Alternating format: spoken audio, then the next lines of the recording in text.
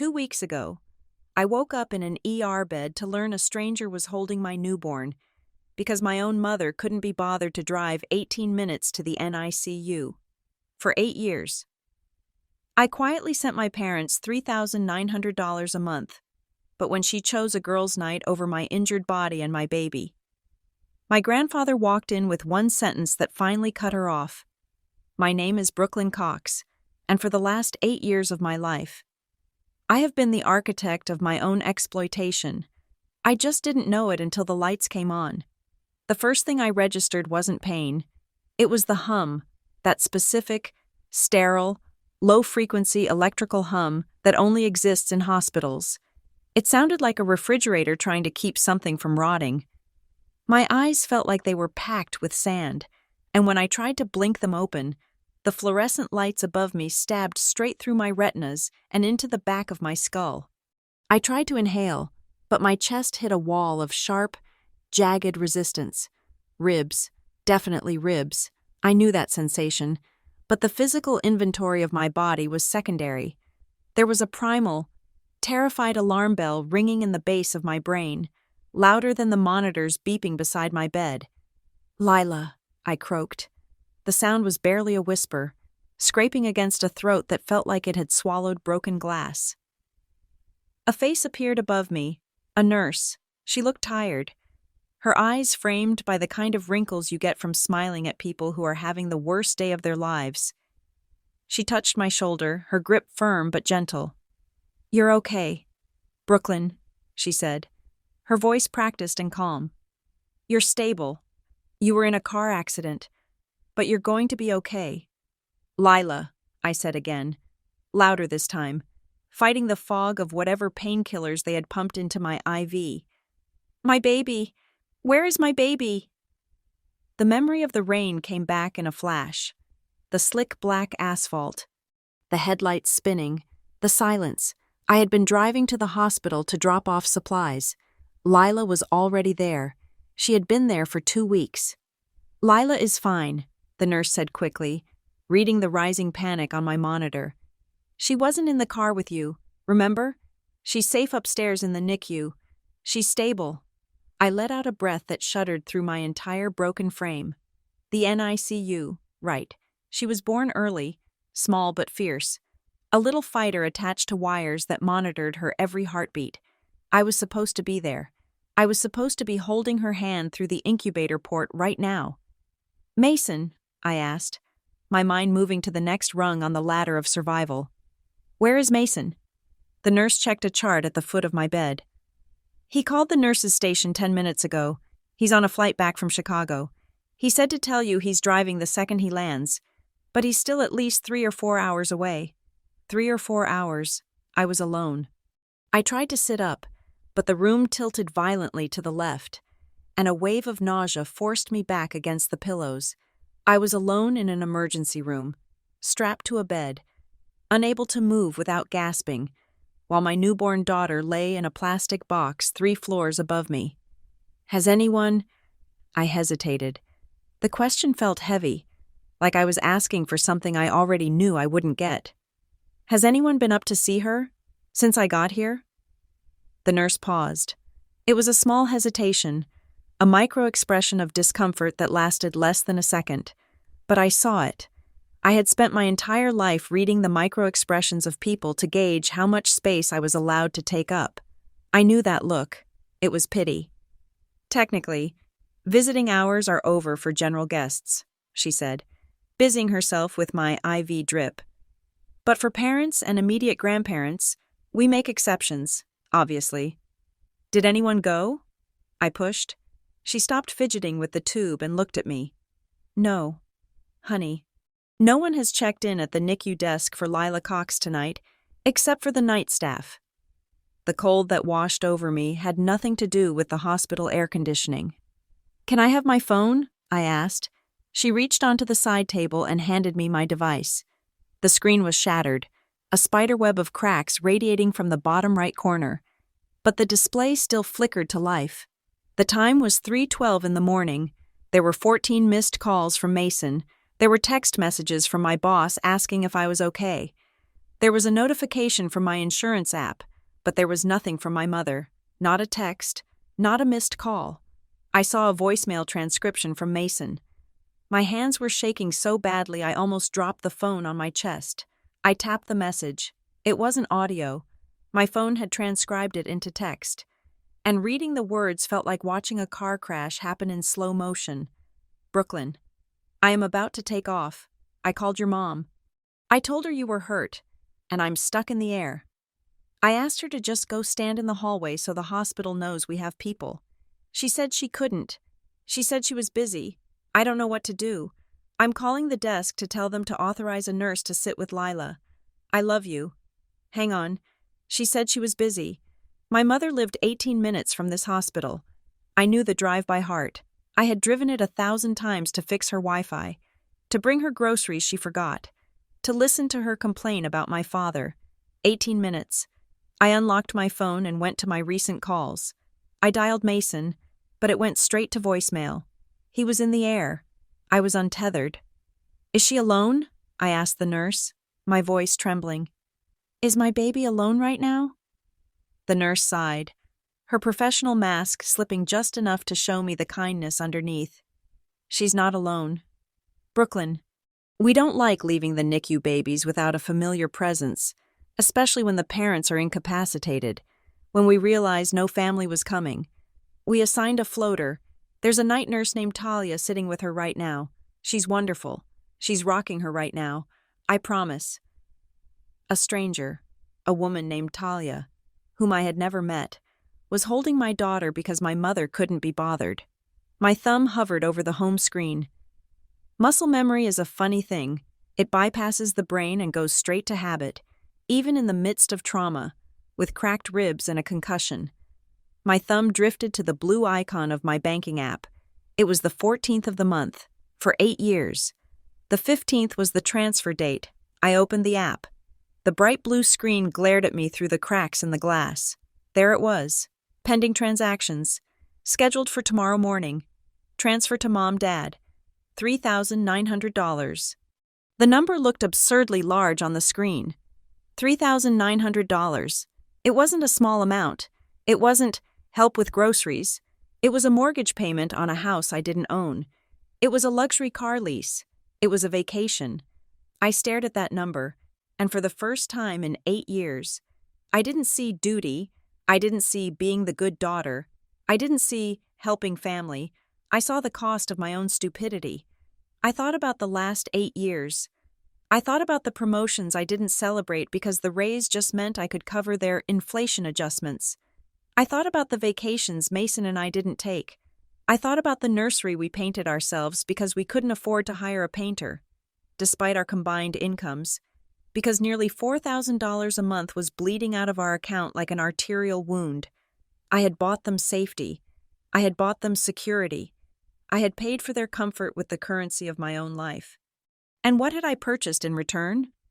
I looked up at the nurse. Can you call my emergency contact list? Just in case? She nodded. Of course. Who should I look for? My parents, I said, the words tasting like ash. Marianne and David Duvall. She tapped on the computer terminal next to my bed. She frowned. I see them here, listed as primary emergency contacts after your husband. She hesitated. We actually called this number when you were admitted. About 2 hours ago, someone picked up. My heart hammered against my bruised ribs. They picked up? Yes, the nurse said, looking confused. A woman answered. We told her Brooklyn Cox had been in a collision and was being admitted with chest trauma. She said. The nurse stopped, looking down at the keyboard. What did she say? I demanded. She said, Brooklyn is always dramatic. She is probably fine. Keep us posted. And then she hung up. The silence in the room was deafening. The hum of the refrigerator sound seemed to get louder. Brooklyn is always dramatic. I lay back against the pillow. I closed my eyes.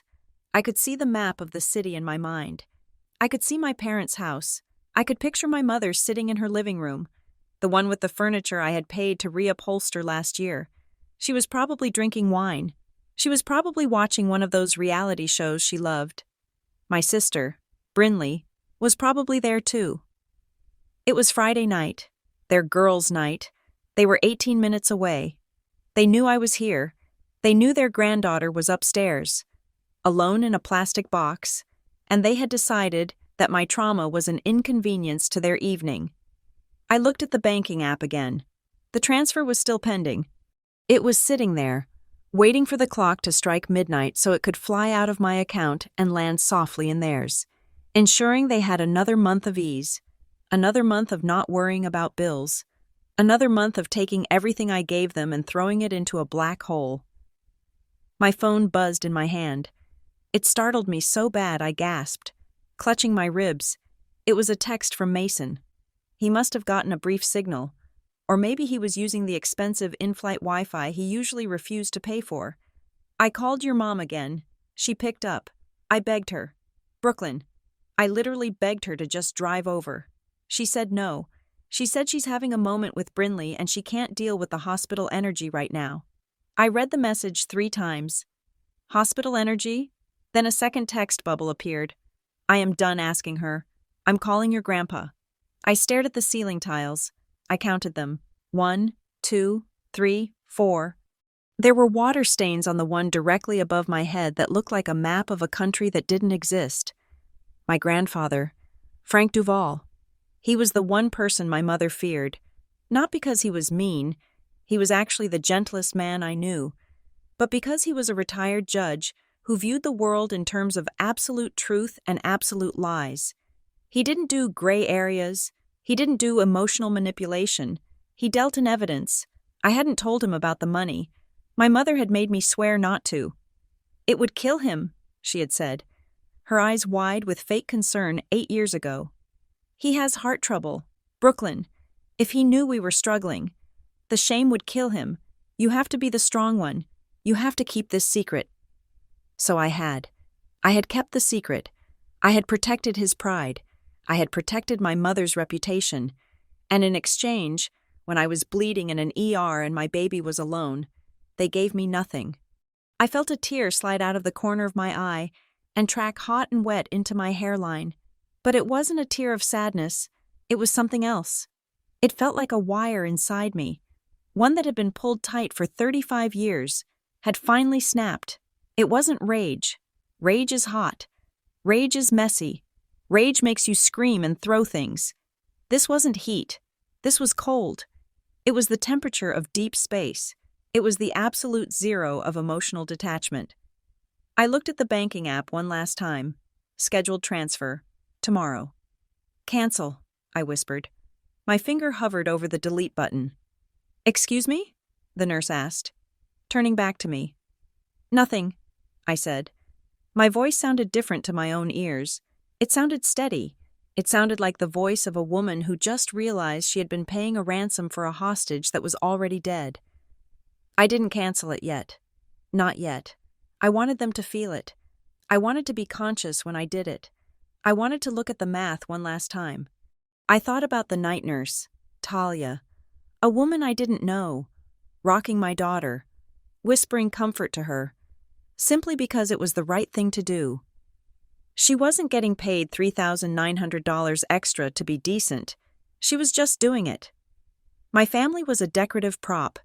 It was a cardboard cutout of a support system. It looked great from the outside. The smiling photos on Facebook, the comments about how blessed we were. But the second a wind blew, it fell over. Mason was calling Grandpa, the nuclear option.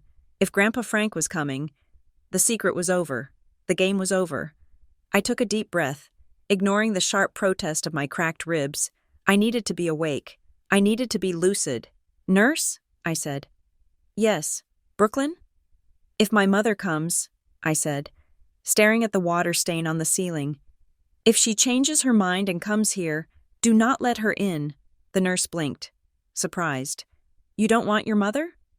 No, I said. My mother is busy. She's relaxing. I wouldn't want to ruin her night with my drama. The nurse looked at me for a long moment. Then she nodded slowly. She picked up a marker and wrote something on the whiteboard on the wall. Visitor restrictions. Marianne Duval. Seeing her name written there, in red ink, under the word restricted, felt like the first breath of fresh air I had taken in 8 years. I lay there, waiting for the door to open, waiting for my grandfather, waiting for the fallout. The old Brooklyn, the one who sent $3,900 a month to buy love that didn't exist, would have been panicked. She would have been trying to figure out how to smooth this over, how to fix it, how to make sure everyone was happy.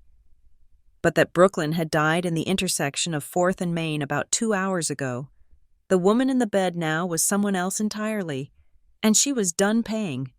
To understand how a woman can lie in a hospital bed with cracked ribs and still feel guilty for not sending money, you have to understand where the trap began. It didn't start with a demand. It didn't start with anger. It started with a whisper. And it started 8 years ago. I was 27 years old. I had just landed my first serious role as a risk analyst, a job that came with a corner cubicle, a parking spot, and a salary that made me feel like I had finally outrun the financial anxiety that had shadowed my entire childhood. I remember sitting in my small, one-bedroom apartment, staring at the offer letter, feeling a kind of lightness in my chest that I had never experienced before. I had made it. I was safe. And because I was safe, I wanted everyone I loved to be safe too. That was the crack in the door. That was the vulnerability my mother walked right through. It was a Tuesday night in November. I was heating up leftovers and feeling proud of myself for paying my student loan installment early. The phone rang when I saw my mother's name on the screen. I answered with a smile, eager to tell her about my new project at work. But she was crying before I could even say hello. It wasn't a loud, hysterical cry. It was a soft, jagged weeping that sounded terrified. My stomach dropped. I immediately assumed someone had died. "Mom?" I asked, gripping the counter. "Mom, what's wrong? Is it Dad?"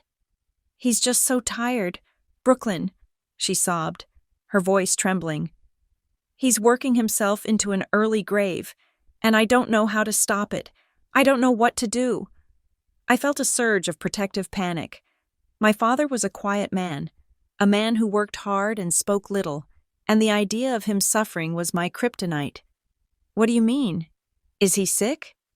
"It's the bills," she whispered, like it was a dirty secret. "We're behind, honey. We're so far behind. The medical insurance deductible went up, and the house needs repairs we can't afford, and your father is trying to take on extra shifts at the warehouse. But his back is giving out. I found him sitting in the garage yesterday, just holding his head in his hands. The image broke me. I could see him there. I could see the defeat in his posture. "How much?" I asked. It was a reflex. I was the problem solver. I was the one who fixed things. "No, I can't," she said, and her refusal sounded so genuine. "I didn't call for that. I just needed to talk to someone. I just feel so alone." "Mom, tell me," I insisted. "I got this promotion. I have savings now. How much do you need to get stabilized?" She hesitated for a long time. "It's bad. Brooklyn, we need $1,500 just to stop the collection calls this month, but I can't take that from you. You're starting your life." $1,500. In my head, I did the math. It was a lot of money. It was my rent payment plus utilities. It was a significant chunk of what I had managed to save, but it wasn't impossible. And compared to my father's health, it was nothing. "I'll send it," I said, feeling a swell of noble purpose. "I'll transfer it tonight." "Oh, Brooklyn," she wept, the relief in her voice washing over me like a warm bath. "You are an angel. You are literally saving us. I don't know what I'd do without you." Then came the hook, the condition that sealed the pact. "Please," she said, her voice dropping to a conspiratorial whisper. "Don't tell your dad. Promise me. If he knew I asked you, he would be so ashamed. It would break his heart. Let him think I managed the budget better. Let him have his dignity." It made sense to me. I wanted to protect his dignity too. I didn't want him to look at me and feel like a failure. So I agreed. I promised. I hung up the phone and opened my banking app. I set up the transfer. $1,500. I typed in the numbers, and when I hit confirm, I didn't feel used. I felt powerful. I felt like a good daughter. I told myself that this was what family did. We carried each other. That was the first month. 3 days later, I was scrolling through social media on my lunch break. A photo popped up on my feed. It was my sister, Brinley. Brinley was 22 at the time, still living at home, figuring things out. In the photo, she was standing in front of a vineyard sign in Napa Valley. Wearing a wide-brimmed hat and holding a glass of wine, she was smiling, looking sun-kissed and carefree. On her shoulder was a purse I recognized, a designer bag that retailed for at least $400. The caption read, "Weekend getaway with the girls. Sometimes you just need to treat yourself. Blessed wine country." I stared at the screen. My tuna sandwich turned to sawdust in my mouth. I felt a strange buzzing in my ears. I went back to the text messages from my mother 3 days prior, the ones about the collection calls, the ones about Dad working himself to death, the ones about the crushing weight of poverty that required $1,500 of my money to fix. If they were drowning, how was Brinley floating in Napa? I called my mother. I tried to keep my voice casual, but my heart was hammering. "Hey, Mom," I said. "I saw Brinley's photos. It looks like she's having a great trip." "Oh, isn't it wonderful?" Mom said, her voice light and airy, completely different from the desperate woman on the phone Tuesday night. She really needed a break. "A break?" I asked. "Mom, you told me you guys couldn't pay the electric bill. Who paid for Napa? Who paid for that bag?" There was a pause, a shift in the atmosphere. When Mom spoke again, her tone was sharper, defensive. "Brooklyn, don't be ugly. Brinley has been so depressed lately. She's been feeling so lost." I scraped together a little bit of cash from my grocery money to give her some joy. "She's not like you. She's fragile. She needs a little help to find her footing." "But I sent you that money for Dad," I said, feeling like the floor was tilting. "I sent that for bills."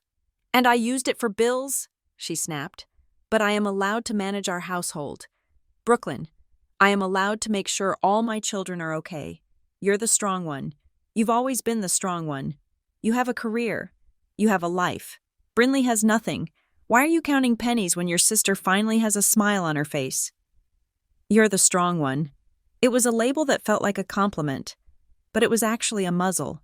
By defining me as the strong one, she stripped me of the right to have needs. Strong people don't complain. Strong people don't begrudge their struggling sisters a weekend trip.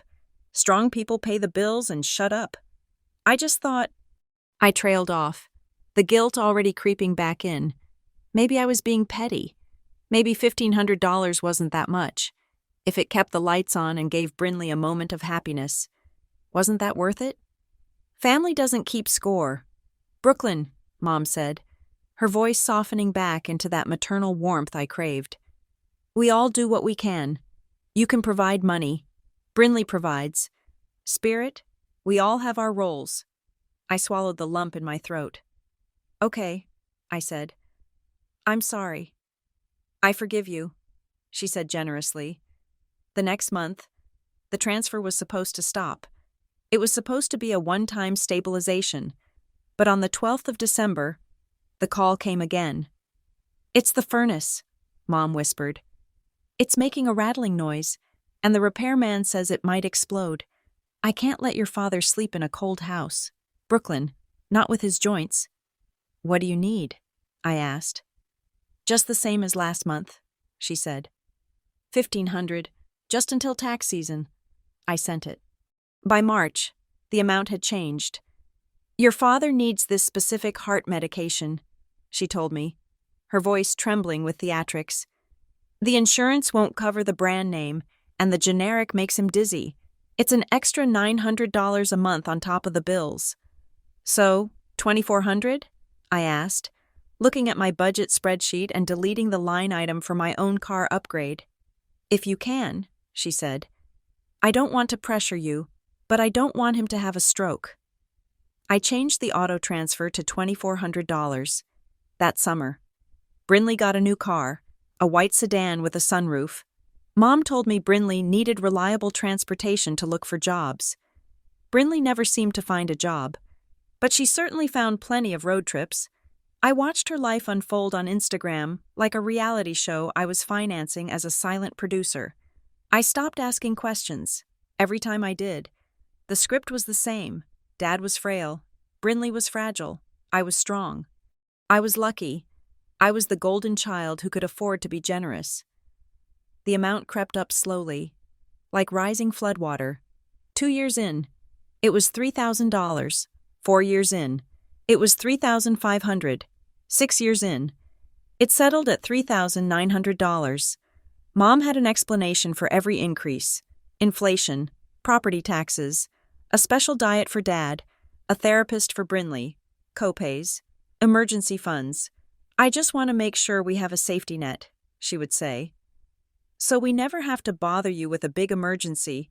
This monthly amount just keeps everything smooth." I started to view it as a tax, the good daughter tax. I stopped looking at the money as mine. The second my paycheck hit my account on the 15th, the transfer would execute, and the money would vanish. I built my entire life around the remainder. I lived in a smaller apartment than I could afford. I drove a car with a check engine light that I covered with black tape. When I met Mason, I told him I had family obligations. I was vague. I was ashamed. Because deep down, I knew. I knew because I never saw a receipt. Not once in 8 years. I knew because my father never mentioned the brand name medication. He never mentioned the leaking roof. When I visited, he would hug me and ask about my job. His eyes filled with a sad sort of pride, but he never thanked me for saving them. He didn't know he was being saved. And my mother? The gratitude faded. The tears stopped. The urine angel speech disappeared after the first year. It became an expectation. If the transfer was even an hour late because of a bank holiday, my phone would ring, not with a hello, but with a sharp, "Brooklyn, did you change banks? The notification hasn't come through." She stopped asking. She just waited. I remember one Christmas, 3 years ago. I had just transferred the money, $3,900, 2 days before driving home for the holidays. I had brought gifts for everyone: a nice watch for Dad, a spa gift card for Mom, a sweater for Brinley. I walked into their house, tired from the drive, tired from the financial weight, tired from the lie. Mom was in the kitchen. She didn't hug me. She looked up from the oven and said, "Did you see Brinley's new boots? She looks so cute in them." I looked at Brinley, sitting at the counter, wearing a pair of boots that I knew cost $600. "Nice boots," I said, my voice flat. "Thanks," Brinley said, not looking up from her phone. "Mom got them for me," Mom smiled. "I just wanted her to have something special under the tree." I stood there, holding my bag of gifts, and realized that I had paid for those boots. I had paid for the turkey in the oven. I had paid for the heat blowing through the vents. "I got you guys something too," I said, putting my gifts on the table. Mom glanced at them. "That's sweet, honey. Put them under the tree." She didn't say thank you. She didn't say, "Thank you for the money that keeps this roof over our heads." She didn't say, "Thank you for sacrificing your own savings so I can buy boots for your sister." She just turned back to the stove. "Family doesn't keep score," she said to the turkey. I walked into the living room and sat next to my dad. He was watching a football game. He looked tired. He looked worn out. "Hi, Dad," I said. He patted my hand. "Hi, sweetheart. You working hard?" "Yeah, Dad," I said. "I'm working really hard." "Good girl," he said softly. "You were always the worker." He didn't know. He thought I was just ambitious. He didn't know I was an indentured servant to a lie he was living inside of. That was the dynamic. That was the trap. I couldn't stop paying without hurting Dad. I couldn't confront Mom without being the bad sister who hated Brinley's joy. I couldn't leave without destroying the fragile ecosystem they had built on my back. So I stayed. I paid. I smiled. I let $3,900 leave my life every 30 days. And in return, I got to be the strong one.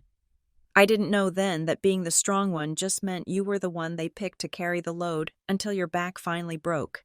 And my back wouldn't break for another 3 years. It would take a car crash, a newborn, and a grandfather with a folder to finally snap the spine of this particular lie. But sitting there that Christmas, watching Brinley admire her boots, I felt the first hairline fracture. I just chose to ignore it. I chose to swallow the question, just like I swallowed the rage. Because I thought that was what love looked like. I was wrong. Love doesn't ask you to bleed out so someone else can stay warm. The invisible erosion of my life didn't happen all at once. It was a slow, methodical chipping away of my own stability, disguised as duty. Over the next few years, I became a master of the silent sacrifice. I learned how to say no to myself so I could say yes to them. I stopped taking vacations. That was the first thing to go. When Mason and I got married, we had talked about honeymooning in Italy, about drinking wine in Tuscany and walking through ancient ruins. But when the time came to book it, the math in my head turned into a red alert. A trip to Italy would cost what I sent my parents in 2 months. If I went, I wouldn't have the buffer. If I didn't have the buffer, and Mom called with a crisis, a leaky roof, a broken transmission, a sudden medical copay, I would be the reason my father suffered. So we went to a bed and breakfast 2 hours away for 3 days. I told Mason I just wanted something low-key. I lied to him on our honeymoon. I told him I was tired from wedding planning. But the truth was, I was broke. I was making 6 figures, and I was broke. My lifestyle began to shrink in direct proportion to my career growth. I was working at Arborline Risk and Compliance, a firm where the pressure was high and the stakes were higher. I spent my days analyzing financial vulnerabilities for mid-sized corporations. I would sit in boardrooms in a tailored suit, pointing at spreadsheets, telling CEOs that they were over-leveraged, that their operational costs were eating their profits, that they were bleeding cash without noticing. The irony was sharp enough to cut me. I was the star analyst at Arborline. I was the person you called when you wanted to stop losing money.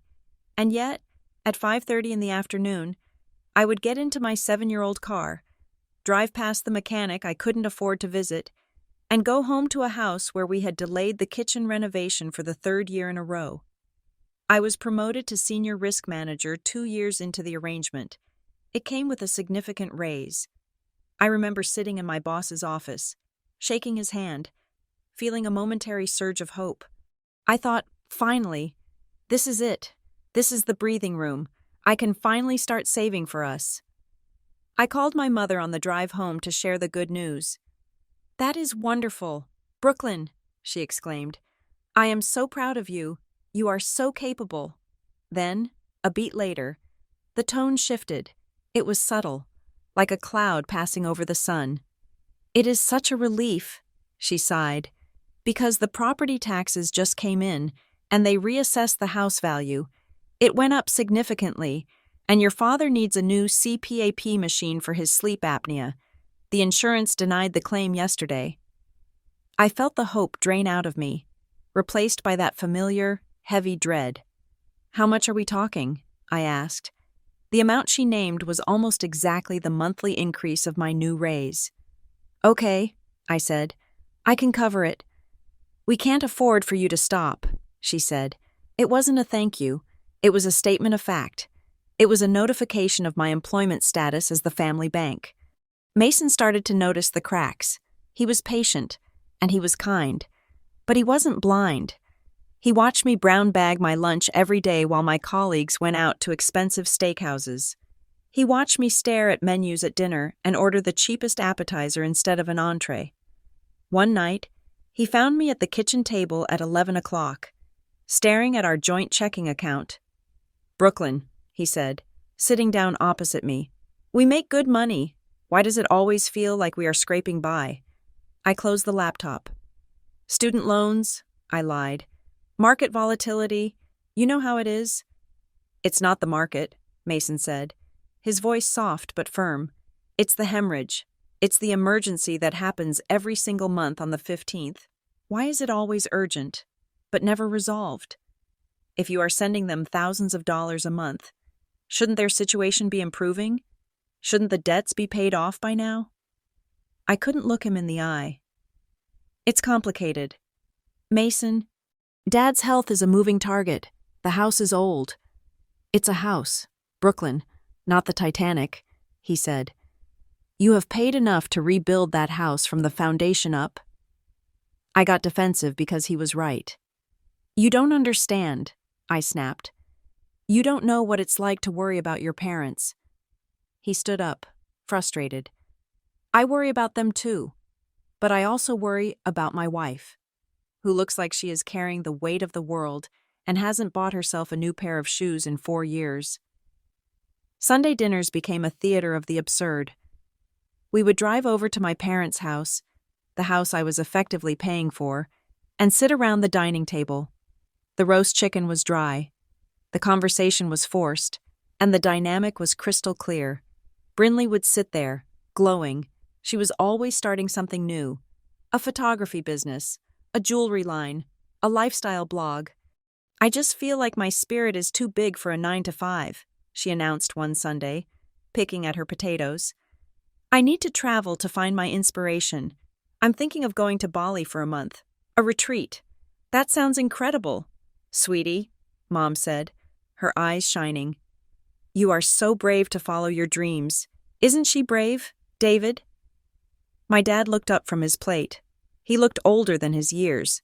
His shoulders were slumped, and he chewed slowly, as if eating required a great deal of effort.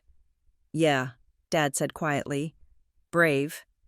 I was thinking, Brinley continued, looking at Mom. I might need a little startup capital, just for the flight and the deposit. Mom nodded vigorously. We will figure it out. Dreams are important. Then Mom turned to me. How is work? Brooklyn? Still staring at spreadsheets? I was promoted, I said, my voice tight. I manage a team of 12 now.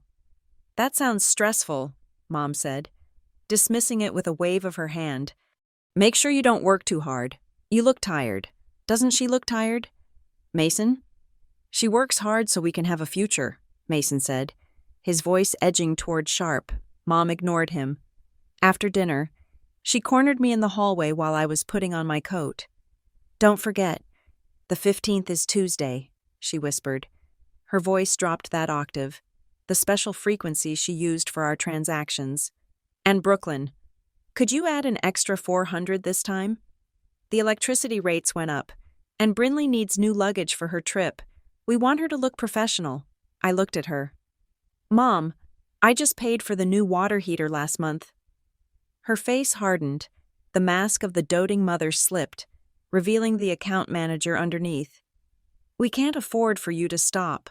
Brooklyn. She repeated that line. It had become her mantra. Do you want Brinley to stay here and be miserable? Do you want your father to stress about the lights getting cut off? You have so much. Why is it so hard for you to share? I am sharing, I whispered back. I am giving you everything. It's what families do, she said, patting my cheek. We don't keep score. I drove home in silence, Mason fuming in the passenger seat. That night, I did something I hadn't done before. I opened a fresh spreadsheet. I didn't label it help. I labeled it the truth. I went back through my bank statements for the last 8 years. I pulled every transfer, every emergency Venmo, every time I paid a bill directly. I started adding it up. The first year, $18,000. The second year, $28,000. The fourth year, $42,000. By the time I got to the present day, the number at the bottom of the column made me nauseous. It was over $300,000. $300,000. I stared at the screen until the numbers blurred. That wasn't help. That wasn't a safety net. That was a house. That was a retirement fund. That was a college education for a child I didn't even have yet. I had taken out a second mortgage on my own life. And I hadn't even signed the papers. I was the silent partner in a business called My Family's Comfort, and my only dividend was guilt. I looked at the breakdown. Brinley's dreams cost more than my mortgage, Dad's health cost more than a platinum insurance plan. And the worst part? My dad didn't look any healthier. He looked worse. He wore the same frayed shirts he had worn 5 years ago. He drove the same truck with the rusted fender. Where was the money going? I knew where it wasn't going. It wasn't going to him. Mom was talking like the money was hers. She had stopped asking. It was now a line item in her budget that she felt entitled to. She spoke of our money when she meant my salary. I closed the laptop and sat in the dark. Maybe I am selfish. I told myself. The gaslighting was so deep, it had become my internal monologue. Maybe they really do need it. Maybe Dad is sicker than I know. Maybe Brinley really is fragile, and I'm just jealous because I have to work and she gets to play. I tried to rationalize it. I tried to tell myself it was temporary, but 8 years isn't temporary. 8 years is an era. The next day, my phone rang at work. It was an unknown number. I almost let it go to voicemail, but something made me answer. Brooklyn? The voice was gravelly, calm, and commanded instant respect. It was my grandfather, Frank Duval. I sat up straighter in my ergonomic chair. Grandpa Frank didn't call just to chat. He was a man of purpose. He lived 3 hours away, and while we were on good terms, he wasn't the type to check in without a reason. Grandpa, I said, is everything okay? That is what I'm calling to ask you, he said. There was a silence on the line. It wasn't an awkward silence. It was a weighted silence. It was the silence of a judge waiting for a witness to stop fidgeting. I'm fine, I said automatically. Work is good. Mason is good. I didn't ask about work, he said. And I didn't ask about Mason. I asked if you are okay. My throat tightened. I'm busy. You know how it is. I went to dinner with your parents last night, he said. He spoke slowly, every word deliberate. Your mother was wearing a new diamond tennis bracelet. She told me David bought it for her anniversary. I gripped the phone. A tennis bracelet. I had sent $4,000 last month for emergency dental work for my dad. That's nice, I managed to say. David didn't buy that bracelet. Brooklyn, Grandpa said. David hasn't bought anything new in 10 years. He sat there eating his soup and didn't say a word. I didn't know what to say. I felt exposed. Brooklyn, Grandpa asked, his voice dropping lower, sharp and piercing. Are you being treated well? The question hung in the air between us. It wasn't, are you sending money? It wasn't, are you helping? It was a question about my value. It was a question about reciprocity. I don't know, I whispered. I think you do, he said. I am going to look into some things. You just keep your head up. And Brooklyn? Yes? Don't set yourself on fire to keep other people warm. It doesn't work. They just complain about the smoke. He hung up. I sat there in my high-rise office, looking out at the city skyline, clutching my phone. I felt a strange sensation in my chest. It was fear, yes, but it was also the first tiny spark of validation. Someone else saw it. Someone else saw the tennis bracelet and the silence. I didn't know then that Grandpa Frank had just opened his own investigation. I didn't know he was about to become the forensic accountant of my family trauma. All I knew was that for the first time in 8 years, I didn't feel completely crazy. But the 15th was coming, and like a trained animal, I opened my banking app, and I scheduled the transfer, $3,900, because hope is a fragile thing. But habit? Habit is concrete, and I wasn't ready to break the concrete yet, not until the car crash forced me to. If you have never stood inside a neonatal intensive care unit, it is hard to explain the specific texture of the air. It is heavy with humidity, thick with the scent of aggressive antiseptic, and vibrating with the rhythmic, electronic chorus of survival. Lila was born at 34 weeks. She arrived in a rush of panic and medical urgency that turned my carefully drafted birth plan into a forgotten scrap of paper. 1 minute I was at a routine checkup, and the next, I was being wheeled into surgery because my blood pressure had spiked to numbers that made the obstetrician's face go pale. When they pulled her out, she didn't cry. That silence was the loudest sound I had ever heard. But she made it. She was small, barely 4 pounds, a tiny, translucent creature of grip and instinct. They placed her in an incubator, a clear plastic womb that hummed and kept her warm, and for the first 3 days, I didn't care about money. I didn't care about my mother. I didn't care about risk compliance at Arborline. I only cared about the number on the oxygen saturation monitor, if it stayed above 95. I could breathe. If it dipped, my own lungs stopped working until hers recovered. But the world outside the NICU does not pause for your crisis.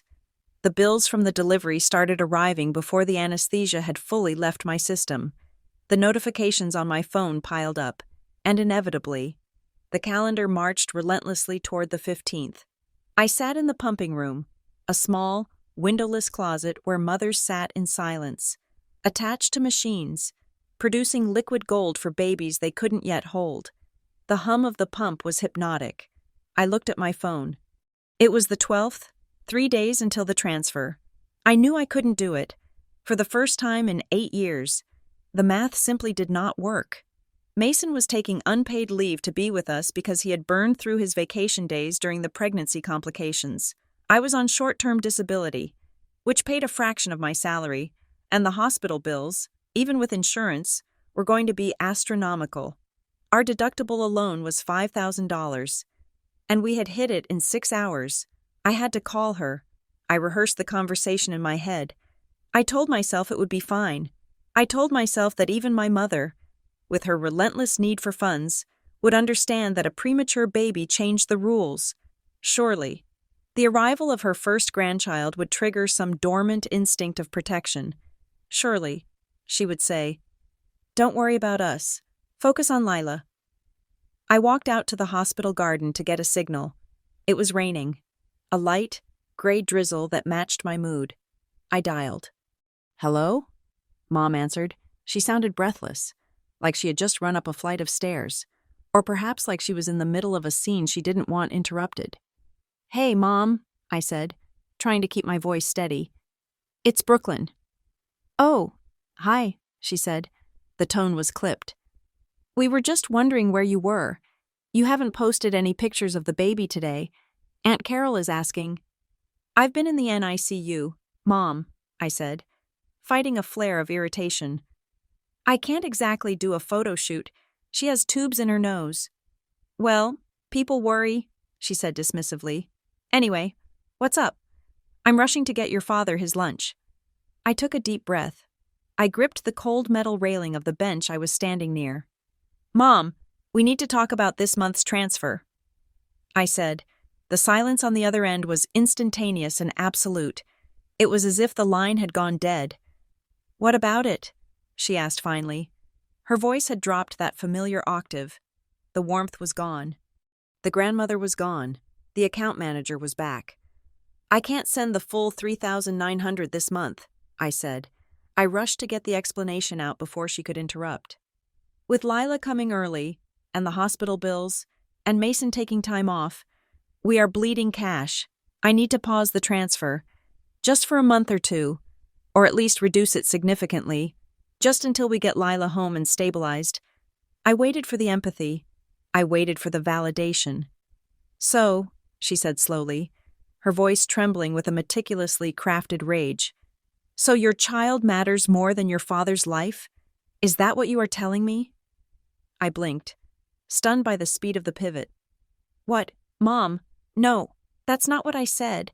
I said I have a premature baby in intensive care." "And you have a father with a failing heart," she snapped. "Do you think his illness pauses because you had a baby?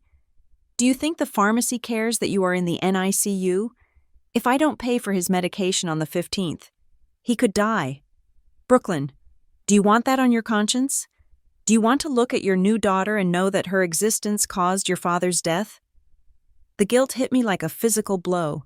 It was a weapon she had honed over decades, and she wielded it with surgical precision. "It's not a choice between them," I pleaded. "I just don't have the liquidity right now. Can't you use some of the emergency fund? I've been sending extra for years. There has to be a cushion." "There is no cushion," she screamed. "Do you think we are hoarding this?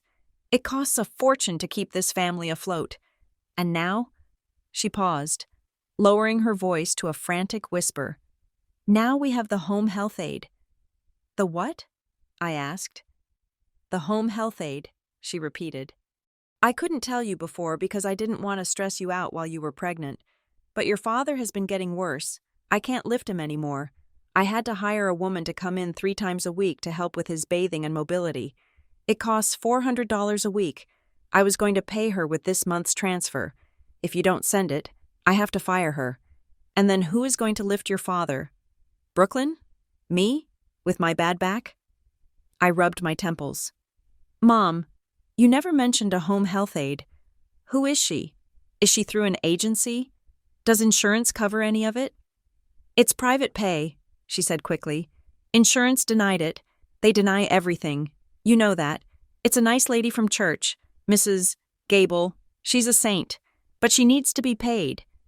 Mrs. Gable? I asked. The lady who sells Mary Kay Cosmetics? She is a certified assistant, Mom yelled. Why are you interrogating me? I am trying to keep your father dignified, and you are treating me like a criminal because you want to hoard your money for, what, designer baby clothes? For medical bills, I shouted back, losing my composure. For my child who is barely 4 pounds. We all have burdens. Brooklyn, she said, her voice turning icy cold. Some of us just handle them better than others. I expected more from you. I really did. She hung up. I stood in the rain, staring at my phone. My hands were shaking. I felt sick. 2 minutes later, a text message popped up. It wasn't from Mom. It was from Brinley. I hadn't heard from my sister in 3 weeks. She hadn't texted when I went into labor. She hadn't texted when Lila was born, but she texted now. Don't be dramatic. Brooklyn, Mom is under so much stress right now. She was crying in the kitchen just now. You have a husband and a high-paying job. Stop trying to punish us just because you're stressed. It's really selfish.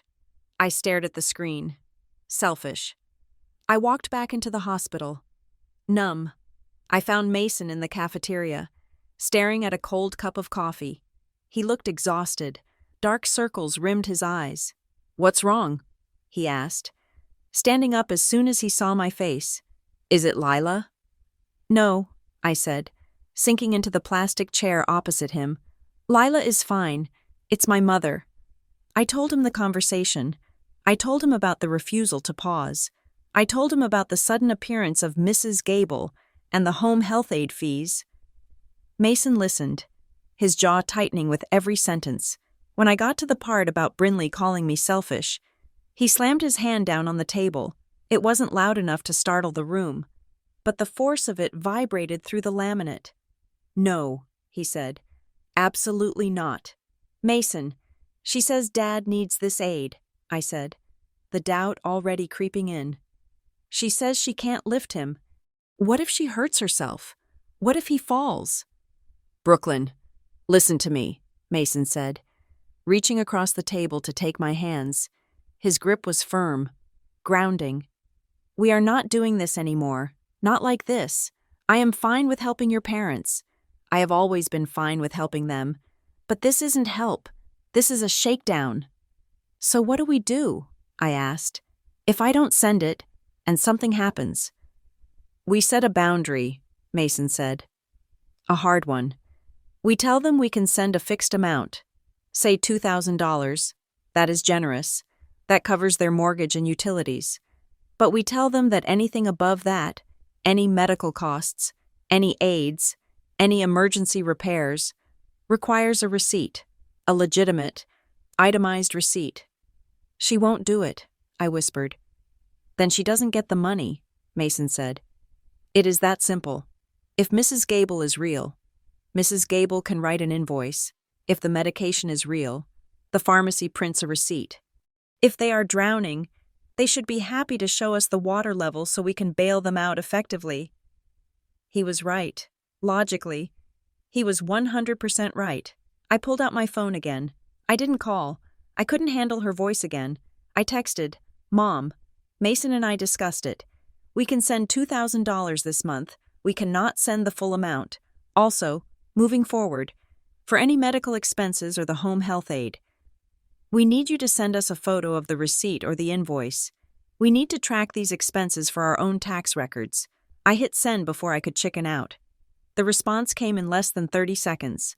If you loved us, you wouldn't ask for receipts. That was it.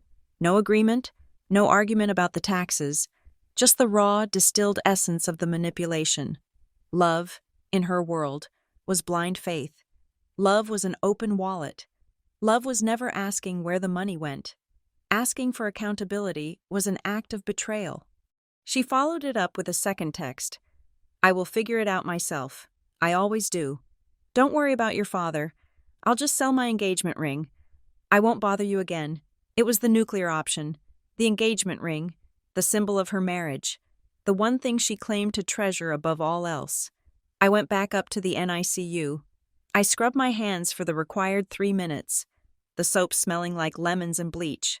I walked over to Lila's incubator. She was sleeping.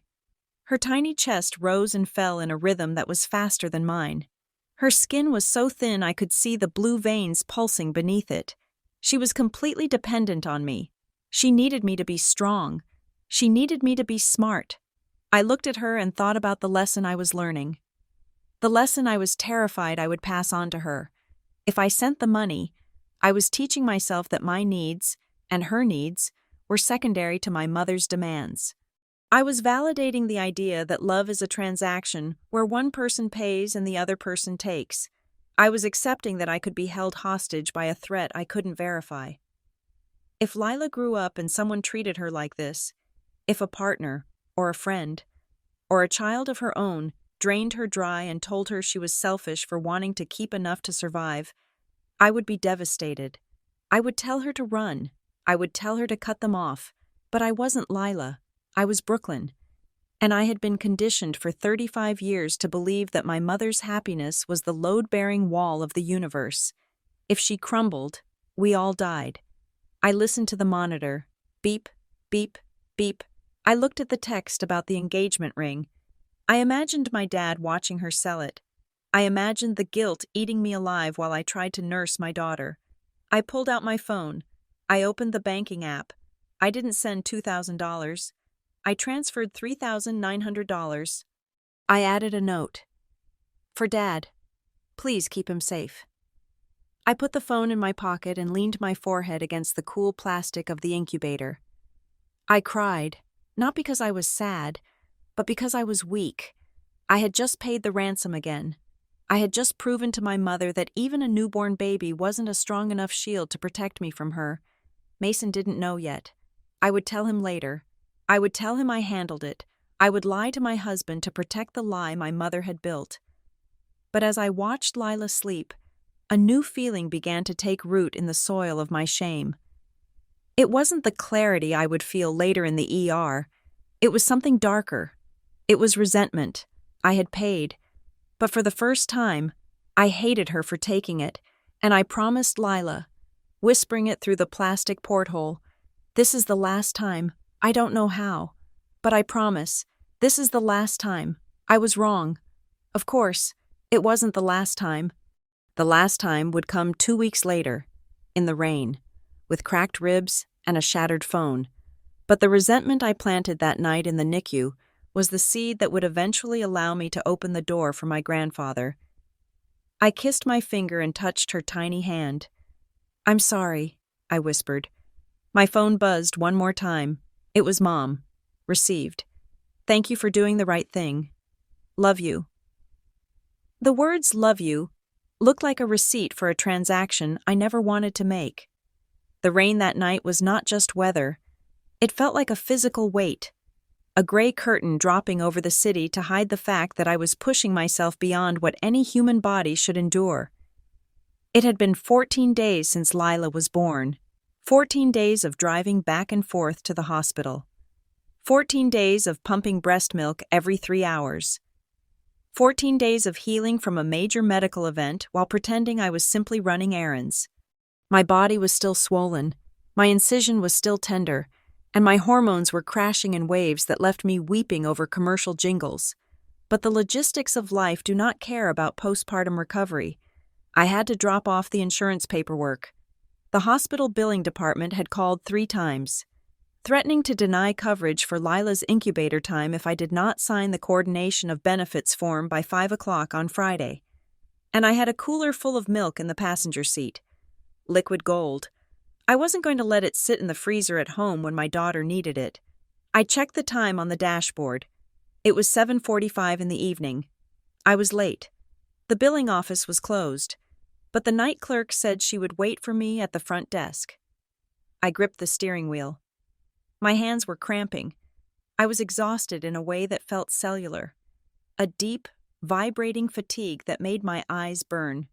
I turned up the windshield wipers to the highest setting, but they could barely keep up with the deluge. The streetlights smeared across the glass like streaks of oil paint. I stopped at the intersection of 4th and Main. The light was red. I waited. I watched the rain drum against the hood of my car. I thought about the $3,900 I had sent 2 weeks ago. I thought about how that money could have paid for a night doula so I could sleep for 4 consecutive hours. I thought about how it could have paid for a courier to run these papers. The light turned green. I took a breath, checked left, checked right, and eased into the intersection. I was halfway through when I saw it. It wasn't a shape. It was just a blinding, rapidly expanding wall of white light in my peripheral vision. A car, coming from the cross street, running the red light at full speed. There was no time to brake. There was no time to swerve. There was only enough time for my brain to register a single, crystal-clear thought. I am not going to make it to the NICU. The impact was deafening. It didn't sound like metal hitting metal. It sounded like the earth cracking open. My car was T-boned on the driver's side. The force threw me sideways, my head slamming against the window glass before the side curtain airbag deployed with a violent, explosive pop that sounded like a gunshot. The car spun. The world outside became a blur of spinning streetlights and rain. I felt the tires leave the pavement, the sickening lurch of gravity failing, and then the slam of the chassis hitting the asphalt as the car skidded to a halt. Then, silence. It was a ringing, absolute silence. The engine had cut out. The radio was dead. The only sound was the hissing of the radiator and the rain tapping gently on the roof, indifferent to the violence that had just occurred. I sat there. I couldn't see anything except the white dust from the airbags floating in the cabin like snow. I tried to inhale. Pain exploded in my chest. It felt like someone had taken a sledgehammer to my ribcage. I gasped, shallow and terrified. My left arm was throbbing with a dull, heavy ache. "Check the cooler," my brain commanded. "Check the milk." It was an irrational, mother instinct thought. I looked to the passenger seat. The cooler was on the floor, tipped over, but the lid was still latched. I'm alive. I thought, I'm hurt, but I'm alive. Then the panic set in. Not for me, for Lila. I was supposed to be there. I was her advocate. I was the only one who knew she liked her head turned to the left. Someone was banging on my window, a face pressed against the shattered spiderweb of glass. A woman, soaking wet, screaming something I couldn't hear over the ringing in my ears. "Help is coming," she mouthed. "Don't move." I closed my eyes. I focused on breathing. In, sharp stab of pain. Out, dull ache.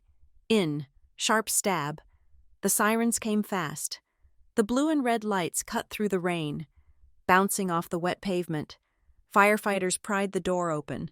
I remember the sensation of strong hands on my neck, a collar being clicked into place, the board sliding behind my back. "Ma'am, can you tell me your name?" a paramedic asked, shining a light in my eyes. "Brooklyn," I wheezed. "Brooklyn Cox. I have a baby. In the NICU, Mercy General." "We are taking you to Mercy General," he said, his voice calm, efficient. "You're going to be right there." "My husband," I said, trying to reach for my phone, but my arm wouldn't cooperate. "Mason, he's in Chicago." "We will call him," the paramedic promised. "Just breathe for me." The ambulance ride was a blur of IV needles and blood pressure cuffs. I stared at the ceiling of the rig, counting the rivets. I was dissociating. I felt like I was floating above my body, watching this broken woman being transported, while my mind was already at the hospital, standing next to the incubator. When they wheeled me into the ER, the lights were blinding. They cut my shirt open. They took x-rays. They poked and prodded. 3 fractured ribs, the doctor confirmed, looking at the scan on the monitor. A severe concussion, multiple contusions on the left side. You are lucky. Brooklyn, if that car had hit 6 inches to the left, we would be having a very different conversation. I need to go upstairs, I said, trying to sit up. The room spun violently. My daughter. You are not going anywhere, the doctor said, gently pushing me back down. You are admitted. You need observation. We need to make sure there is no internal bleeding. But she's alone, I whispered. Tears leaked out of my eyes, hot and angry. She's alone. We called your husband, a nurse said, stepping forward. She held up a phone. It wasn't mine. Mine was somewhere in the wreckage of my car. It was the hospital phone. He's on the line. He wants to talk to you. She held the receiver to my ear. Brooklyn? Mason's voice was high, tight, bordering on hysteria. Oh my God. Are you okay? The doctor said you're stable. Tell me you're okay. I'm okay, I managed to say. Ribs. It hurts. But I'm okay. I'm at the airport, he said, the background noise of the terminal loud behind him. I'm getting on the first flight. I'll be there in 4 hours, maybe 5 with the rain. Lila, I said. Mason, nobody is with Lila. I know, he said. I know. Listen to me. I'm going to call your mother. I'm going to patch her in. I'm going to tell her to get there right now. She's 20 minutes away. She can sit with Lila until I get there. Just hang on. He didn't hang up. He tapped a button on his screen. I heard the changing tone of the call merging. I lay there in the ER bed, the pain radiating from my chest, listening to the phone ring. 1 ring, 2 rings, 3 rings. Hello? My mother's voice filled the room. The nurse had put the phone on speaker so I didn't have to hold it. She sounded happy. No, she sounded effervescent. There was loud music in the background. A jukebox. Maybe. Or a live band. The clinking of glasses. Laughter. Marianne, it's Mason, my husband said. He didn't waste time with pleasantries. Brooklyn has been in a car accident. The music in the background seemed to swell. What? Mom asked. She didn't sound horrified. She sounded annoyed, like someone had interrupted a good joke. Is everyone okay? No, she is not okay, Mason said, his voice trembling with rage and fear. She is in the ER at Mercy General. Her car is totaled. She has broken ribs. She is incapacitated. Oh, Lord, Mom sighed. That girl, she drives too fast. I always tell her she drives too fast in the rain. I squeezed my eyes shut. I wasn't speeding. I was stopped at a red light. Marianne, listen to me, Mason said, cutting her off. I am in Chicago. I am flying back now. Brooklyn is strapped to a trauma board. Lila is upstairs in the NICU completely alone. The nurses need a family member present to sign off on some monitoring and just to be there. You are 18 minutes away. I need you to go to the hospital. Now. There was a pause.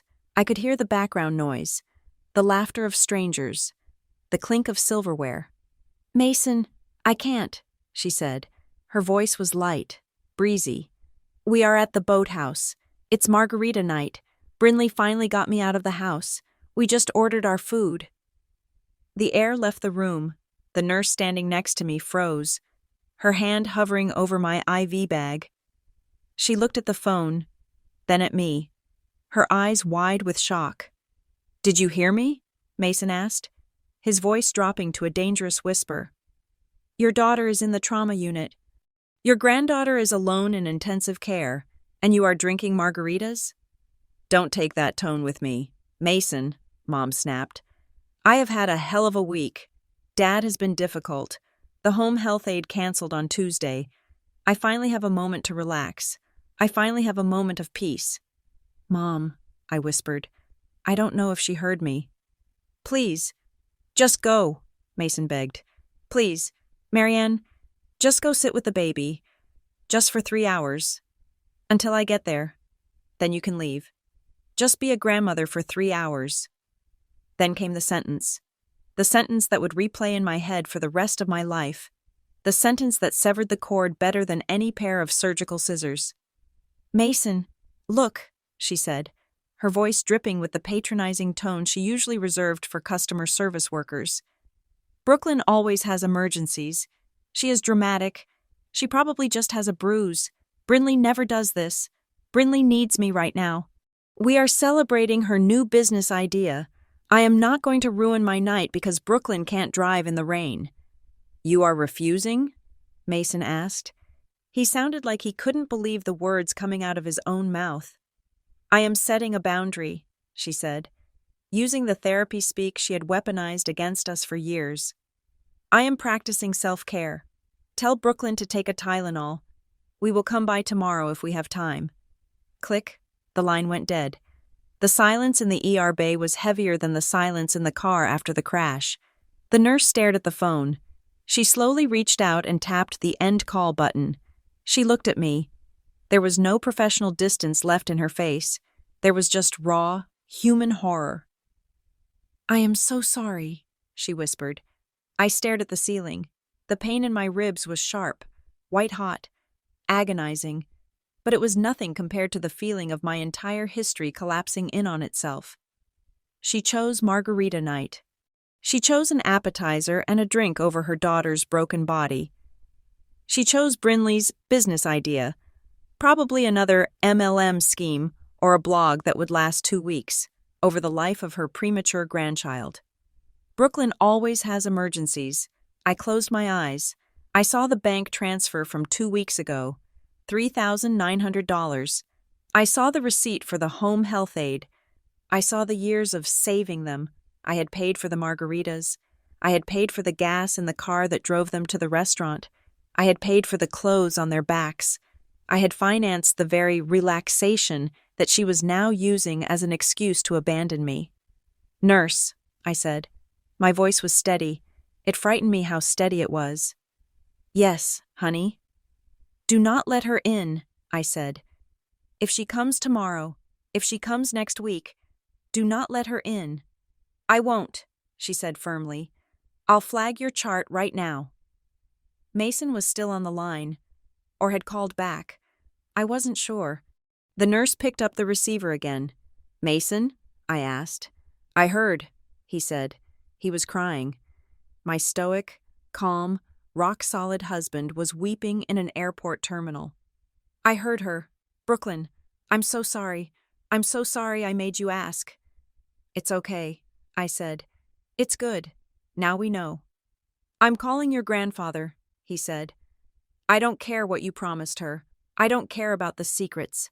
I am calling Frank. He needs to know what just happened. Do it, I said. I lay back against the thin hospital pillow. The adrenaline was fading, leaving behind a cold, hard clarity. I wasn't a daughter to her. I wasn't a person. I was an ATM that had temporarily malfunctioned. And you don't visit a broken ATM in the hospital. You just kick it and walk away to find another source of cash. But the ATM was closed, permanently. I looked at the nurse. Can you check on my baby? Please, just call up there. I'm calling right now, she said. I waited in the fluorescent glare, listening to the rain hammer against the roof of the ambulance bay. My ribs were broken. My car was destroyed. My family was gone. But as I lay there, I realized something. The weight was gone. The crushing, suffocating weight of trying to be good enough for a woman who could not love me was gone. She had cut the tie herself. She had hung up. And now, I was free to hang up too. The morphine they gave me took the edge off the sharpest pain, turning the agony in my ribs into a dull, throbbing, heavy metal bass line. But it couldn't touch the ache in my chest that had nothing to do with bone and everything to do with abandonment. I was moved from the trauma bay to a private room on the 4th floor around midnight. The room was dark, lit only by the glowing green lines of the heart monitor and the amber streetlights filtering through the rain-streaked window. I lay there, unable to turn on my side, staring at the ceiling, my mind projecting images of the NICU upstairs. A nurse entered quietly to check my vitals. She wasn't the same one from the ER, but she had the same look of gentle efficiency. "I called upstairs," she whispered, adjusting my IV drip. "I spoke to the charge nurse in the NICU. She wanted you to know that Lila is doing just fine. She ate 2 ounces, and her oxygen levels are perfect." "Is she alone?" I asked, the words scraping my throat. "She is not," the nurse said firmly. "There is a night nurse named Talia on shift tonight. She's a floater. Been doing this for 30 years. The charge nurse said Talia hasn't left Lila's side since shift change. She's holding her right now. She told the staff she didn't want the baby to wake up and not feel a heartbeat against her skin." I closed my eyes, and a hot tear slid into my ear. Talia, a woman I didn't know, a woman who wasn't related to me by blood or obligation, a woman who was probably tired, whose feet probably hurt, who had her own family to worry about. She was choosing to hold my daughter because it was the humane thing to do. Meanwhile, 18 minutes away, my mother was likely finishing her margarita, complaining about the service, and telling my sister that I was overreacting to a head-on collision. The contrast was so sharp, it felt like a physical incision. "Could I have my phone, please?" I asked. The nurse retrieved it from the plastic belongings bag on the chair. The screen was cracked, a spiderweb of glass over the display, but it lit up when I touched it. "Thank you," I said. "You can go." She hesitated, then nodded and slipped out of the room. I was alone. I held the phone in my right hand, my left arm useless in a sling. The time was 12:45 in the morning. My thumb hovered over the banking app. I had done this motion 1,000 times. Usually, it was with a sense of dread, a hurried panic to move funds before a bill bounced or before my mother called with a guilt trip. This time, my hand trembled, but not from fear. It trembled from the seismic shift of my own reality. I opened the app. Face ID recognized me even through the swelling. The dashboard loaded. I saw the pending transfer. Scheduled, 15th of the month. Recipient, Mom. Dad. Amount, $3,900. I looked at that number. 3,900. For 8 years. That number had been the price of my admission into the family. It was the fee I paid to be considered a good daughter. It was the ransom I paid to keep my father's imaginary crises at bay. I tapped the transaction. The options popped up. Edit, skip, cancel series. I didn't hesitate. I tapped cancel series. A warning box popped up. "Are you sure you want to cancel this recurring transfer?" "I am sure," I whispered to the empty room. I hit confirm. The line item vanished. The money stayed in my account. I scrolled down. There was another one, a smaller one I had set up 4 years ago and completely forgotten about because it was buried under the label Utilities Help. Scheduled, 16th of the month. Recipient, Mom, Dad. Amount, $250. I stared at it, racking my brain through the fog of concussion. What was this? Then I remembered. It was the summer Brinley had moved back home temporarily, and Mom had said the water bill had spiked because Brinley took long showers for her anxiety. She had asked for a little boost to cover the difference. Brinley had moved out and back in 3 times since then. The transfer had never stopped. $250 a month. For 4 years. That was $12,000. $12,000 for showers. I felt a wave of nausea that had nothing to do with my head injury. I had been bleeding money from multiple arteries, and I hadn't even bothered to check the tourniquet. I tapped cancel series. Confirm. Done. I locked the phone and set it on my chest. I waited. I didn't have to wait long. 50 minutes later, the phone buzzed against my sternum. I picked it up. A text message from Mom. "Call me. Now." It wasn't, "Are you okay?" It wasn't, "Did the surgery go well?" It wasn't, "Is the baby safe?" She had felt the disturbance in the force. She had checked her balance. Or perhaps she had a notification set up for incoming deposits. And the absence of the pending alert had triggered her survival instinct. It was 1:30 in the morning. She was awake, and she was panicked. Not because her daughter was in a trauma ward, but because her payroll had just been cut. I didn't reply. I turned the phone face down. A few minutes later, the door to my room opened softly. I flinched, expecting her. I expected her to storm in, smelling of tequila and lime, demanding to know why the bank was broken, but it was Mason. He looked like he had aged 10 years in 10 hours. His clothes were rumpled, his eyes were red-rimmed and hollow, and he was soaking wet, as if he had walked from the airport in the rain. "Brooklyn," he breathed, rushing to the side of the bed. He didn't hug me. He looked afraid to touch me, afraid he would break whatever wasn't already broken. He just grabbed my hand and pressed it to his forehead. "I'm okay," I whispered. "I'm broken, but I'm okay." He let out a sob that shook his whole body. "I drove so fast. The rental car. I didn't care. I just needed to see you breathing." He pulled a chair up and sat close, his knees bumping the bed rail. He took a deep breath and wiped his face. "I went upstairs first," he said. "I had to see Lila. Is she okay?" "She's perfect," Mason said. "She's sleeping. There was a nurse there." "Talia," I nodded. "The floater." Mason looked at me, his expression darkening. "She told me something. Brooklyn." I walked in, and she was rocking Lila, and I started crying. I told her I was sorry I wasn't there sooner. I told her my wife was in the ER and her grandmother couldn't come. He paused, his jaw tightening. Talia didn't look surprised. She just looked at me with these sad, old eyes and said, "Honey, you don't need to apologize. I have worked in NICUs for 30 years. This happens more than people think. Some families show up, some don't. You just have to be grateful you know which kind you are now, before the baby is old enough to remember. Some families show up, some don't. It was a simple, brutal taxonomy of the human race."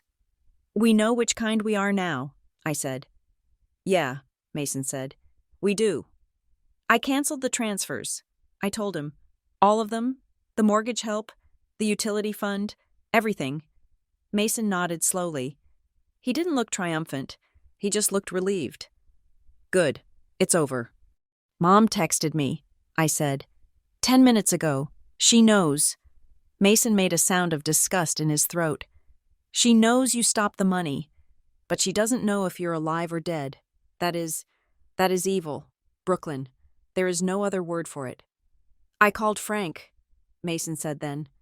I looked at him. "You actually spoke to him?" "Yes.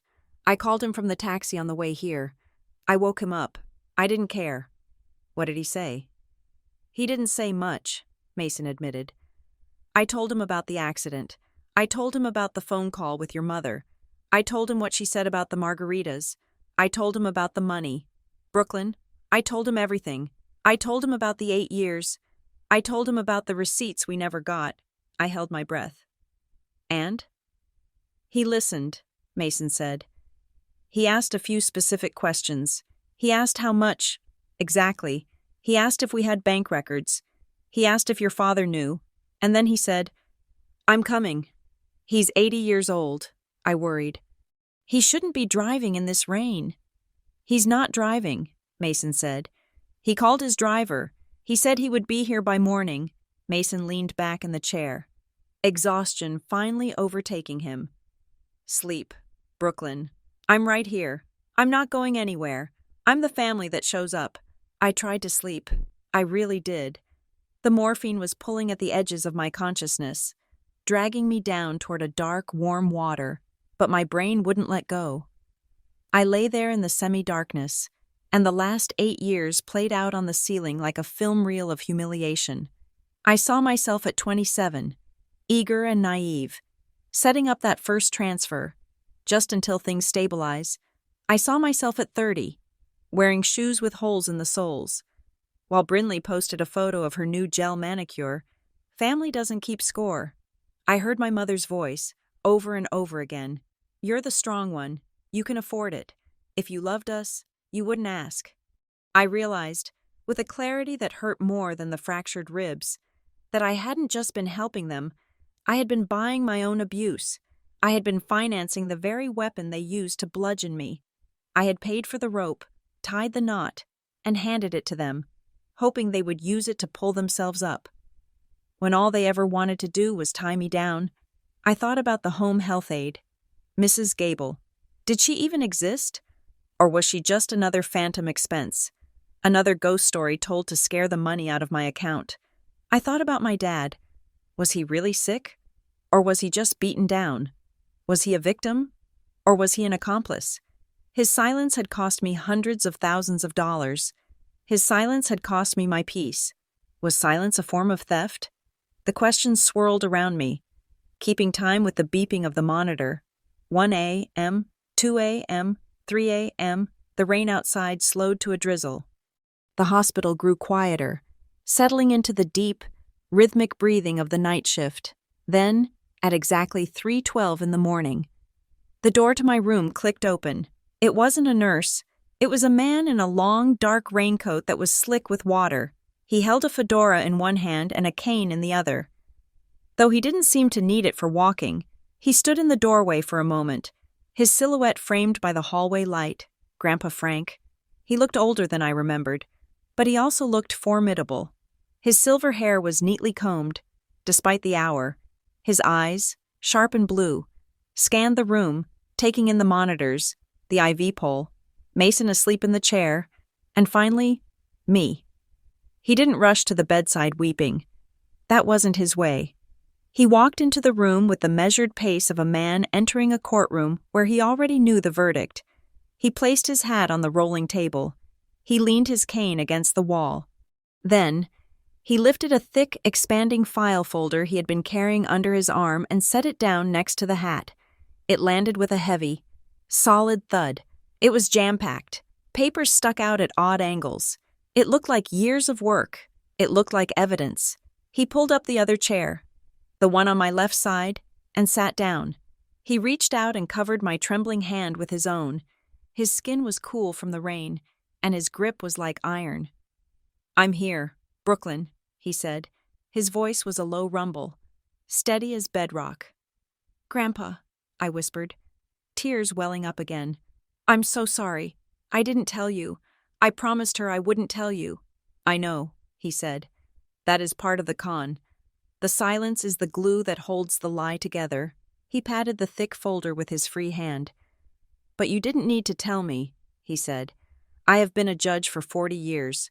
I know when a witness is being tampered with, and I know when the numbers don't add up." He looked at me, and for the first time, I saw a flash of anger in his eyes. Not at me. For me. "I have been watching, Brooklyn," he said. "I have been tracking it. I just needed you to be ready to see it." "I'm ready," I said. He nodded. "Good, because I am ending it. Today." He sat back, keeping his hand on mine. "Now rest. The docket is full for tomorrow, and you need your strength. I'm going to sit right here. And if your mother comes through that door, she will have to go through me." I looked at him, sitting there like a sentinel in the dark. I looked at the folder. I looked at Mason sleeping on the other side.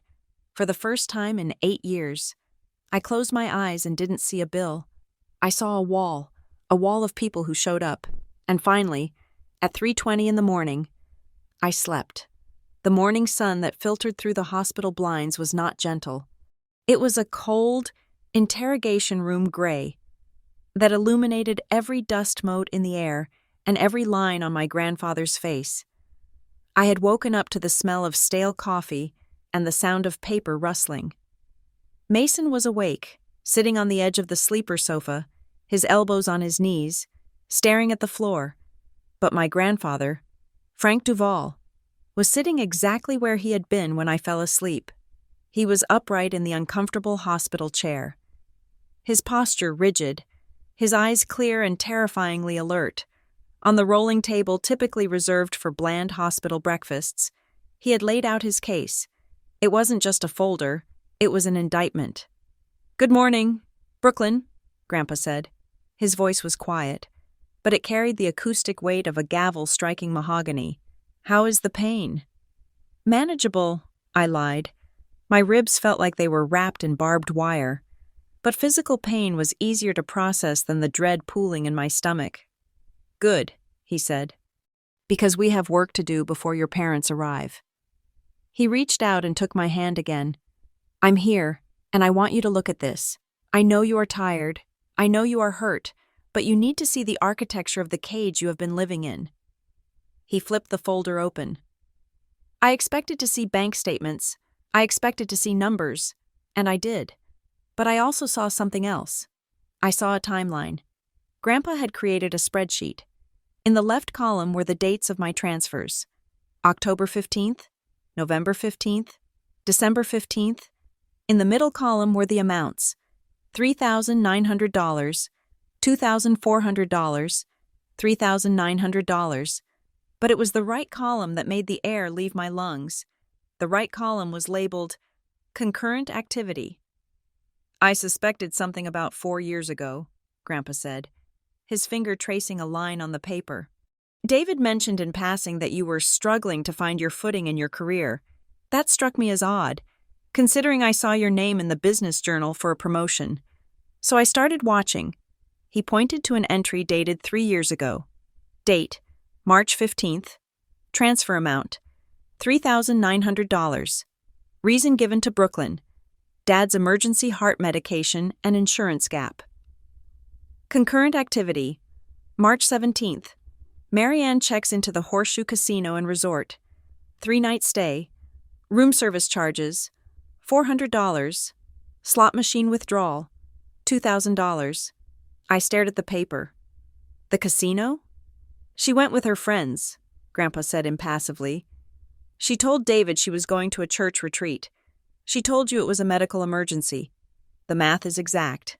Brooklyn, the withdrawal matches your transfer almost to the penny. He flipped the page. Date, July 15th. Transfer amount, $3,900. Reason given, roof repair and mold remediation. Concurrent activity, July 20th. Brinley posts photos from a VIP festival experience in Austin. Ticket price, $1,200. Hotel suite, $1,800. There was no mold, Grandpa said. I went to the house that week to bring David some tomatoes from my garden. I checked the attic myself. It was bone dry. The roof is fine. I felt a wave of nausea. She lied about the roof? She lied about Dad's heart? She lied about everything, Grandpa said. But that is not the worst part. He pulled out a sheaf of printed screenshots. These were from Facebook, but they weren't public posts. They were from a private group message, or perhaps comments on threads I was blocked from seeing. Your mother has not just been taking your money, Grandpa said, his voice dropping to a temperature that could freeze water. She has been managing her reputation while doing it.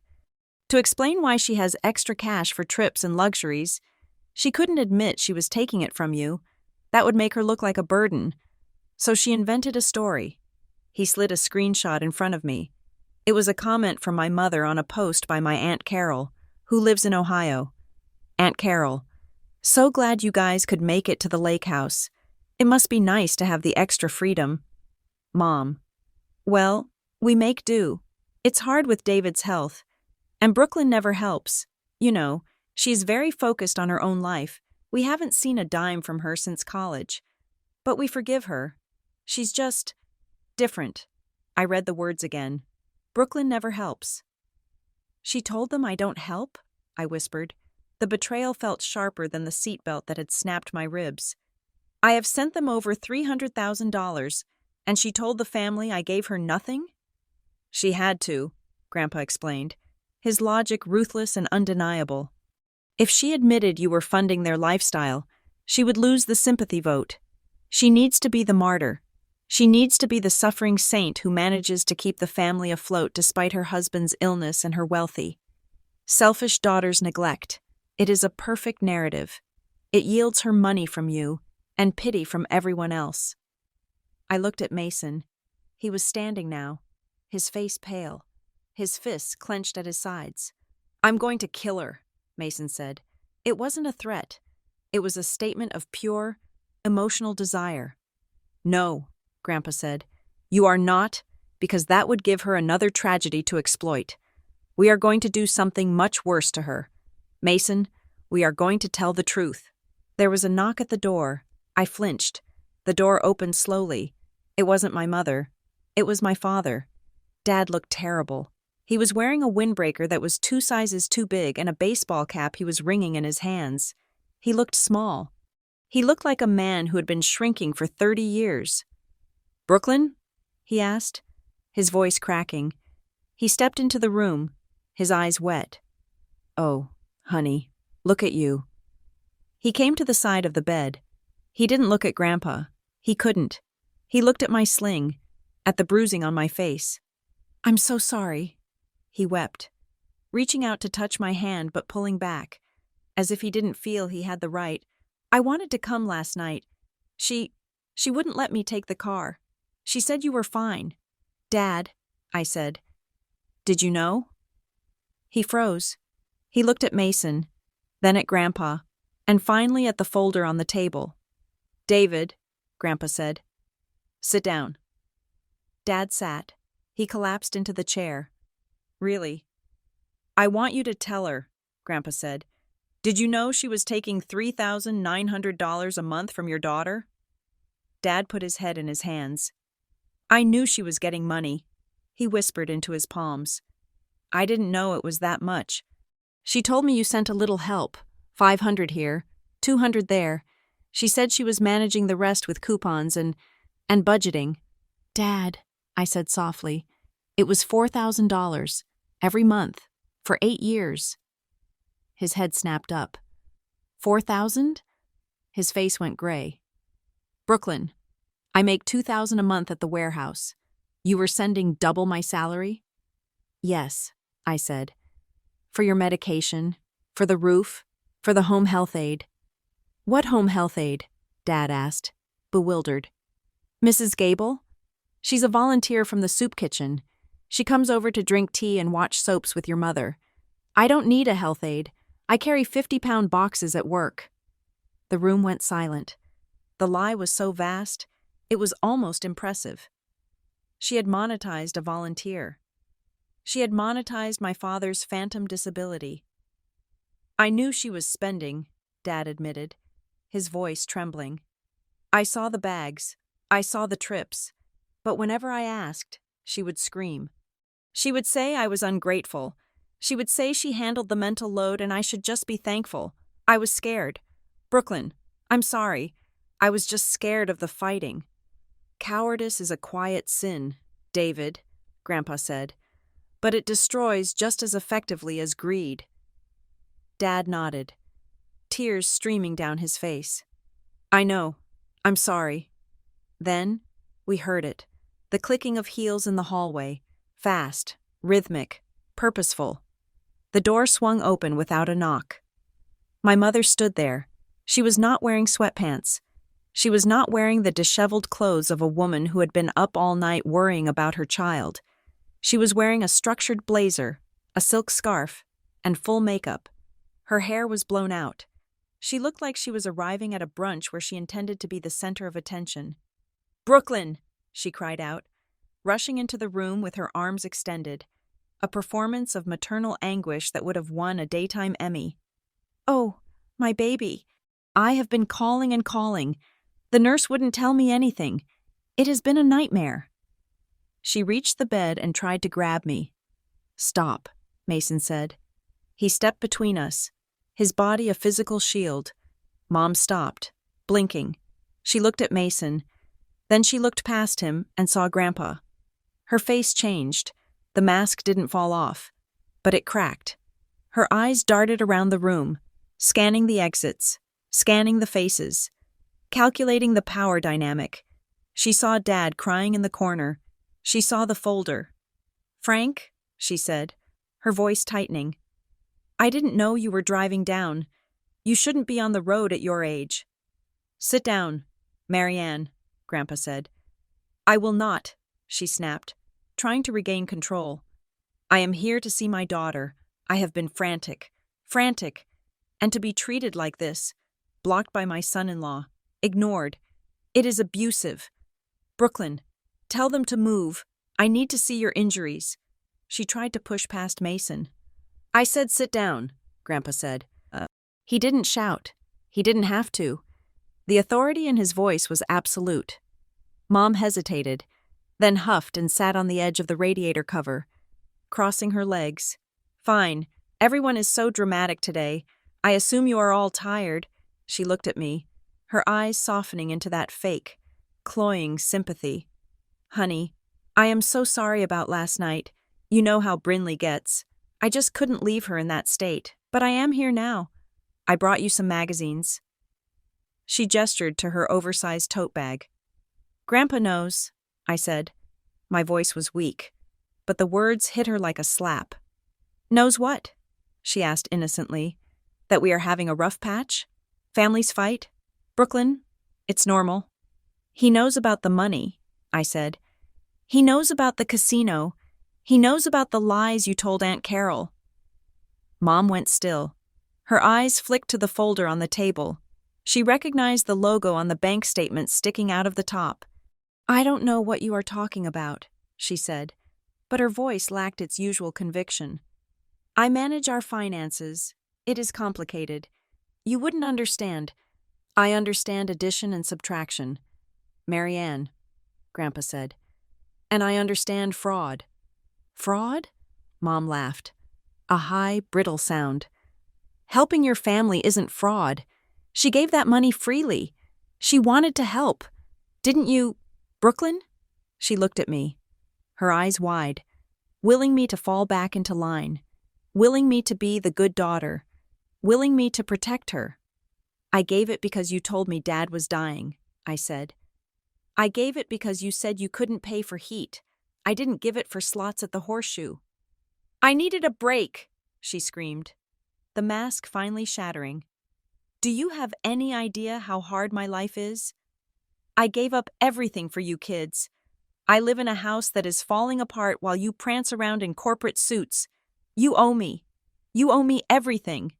"We don't owe you a retirement plan funded by guilt," Mason said. Mom stood up, her face red. "You are twisting this. You are all ganging up on me. Frank, you can't possibly believe this. Brooklyn is confused. She has a head injury." She turned to me, her voice dropping to that manipulative whisper. "Brooklyn, baby, tell them we have an arrangement. Tell them we take care of each other." Grandpa stood up. He didn't move fast. He unfolded his frame slowly, rising to his full height. He picked up the folder. "Don't audition for me, Marianne," he said. "I already saw the footage." He dropped the folder back onto the table. It made a loud thwack. "I have traced the last 5 years," Grandpa said. "I have the receipts you refused to show them. I have the dates. I have the lies." Mom opened her mouth to argue, but Grandpa cut her off. "You refused your grandchild tonight," he said. "You sat in a restaurant and drank a margarita while this girl was bleeding and that baby was alone. You made a choice." He leaned in close to her. "So here is my ruling," he said. "You don't get to profit from that refusal. The Bank of Brooklyn is closed, permanently, and if you attempt to contact her, or guilt her, or slander her name to one more relative, I will take this file to the district attorney, and I will file charges for elder abuse on behalf of David and financial fraud on behalf of Brooklyn. Do not test me. I have put people away for less." Mom looked at him. She looked at Dad, who was staring at the floor, refusing to meet her eyes. She looked at me. For a second, I thought she might apologize. I thought she might cry. I thought the mother I had wanted for 35 years might finally appear, but she didn't. She smoothed her skirt. She adjusted her scarf. She picked up her bag. "Fine," she said. "If you want to abandon your mother, that is your choice. But don't come crying to me when you need a babysitter." She turned and walked out. The door clicked shut behind her.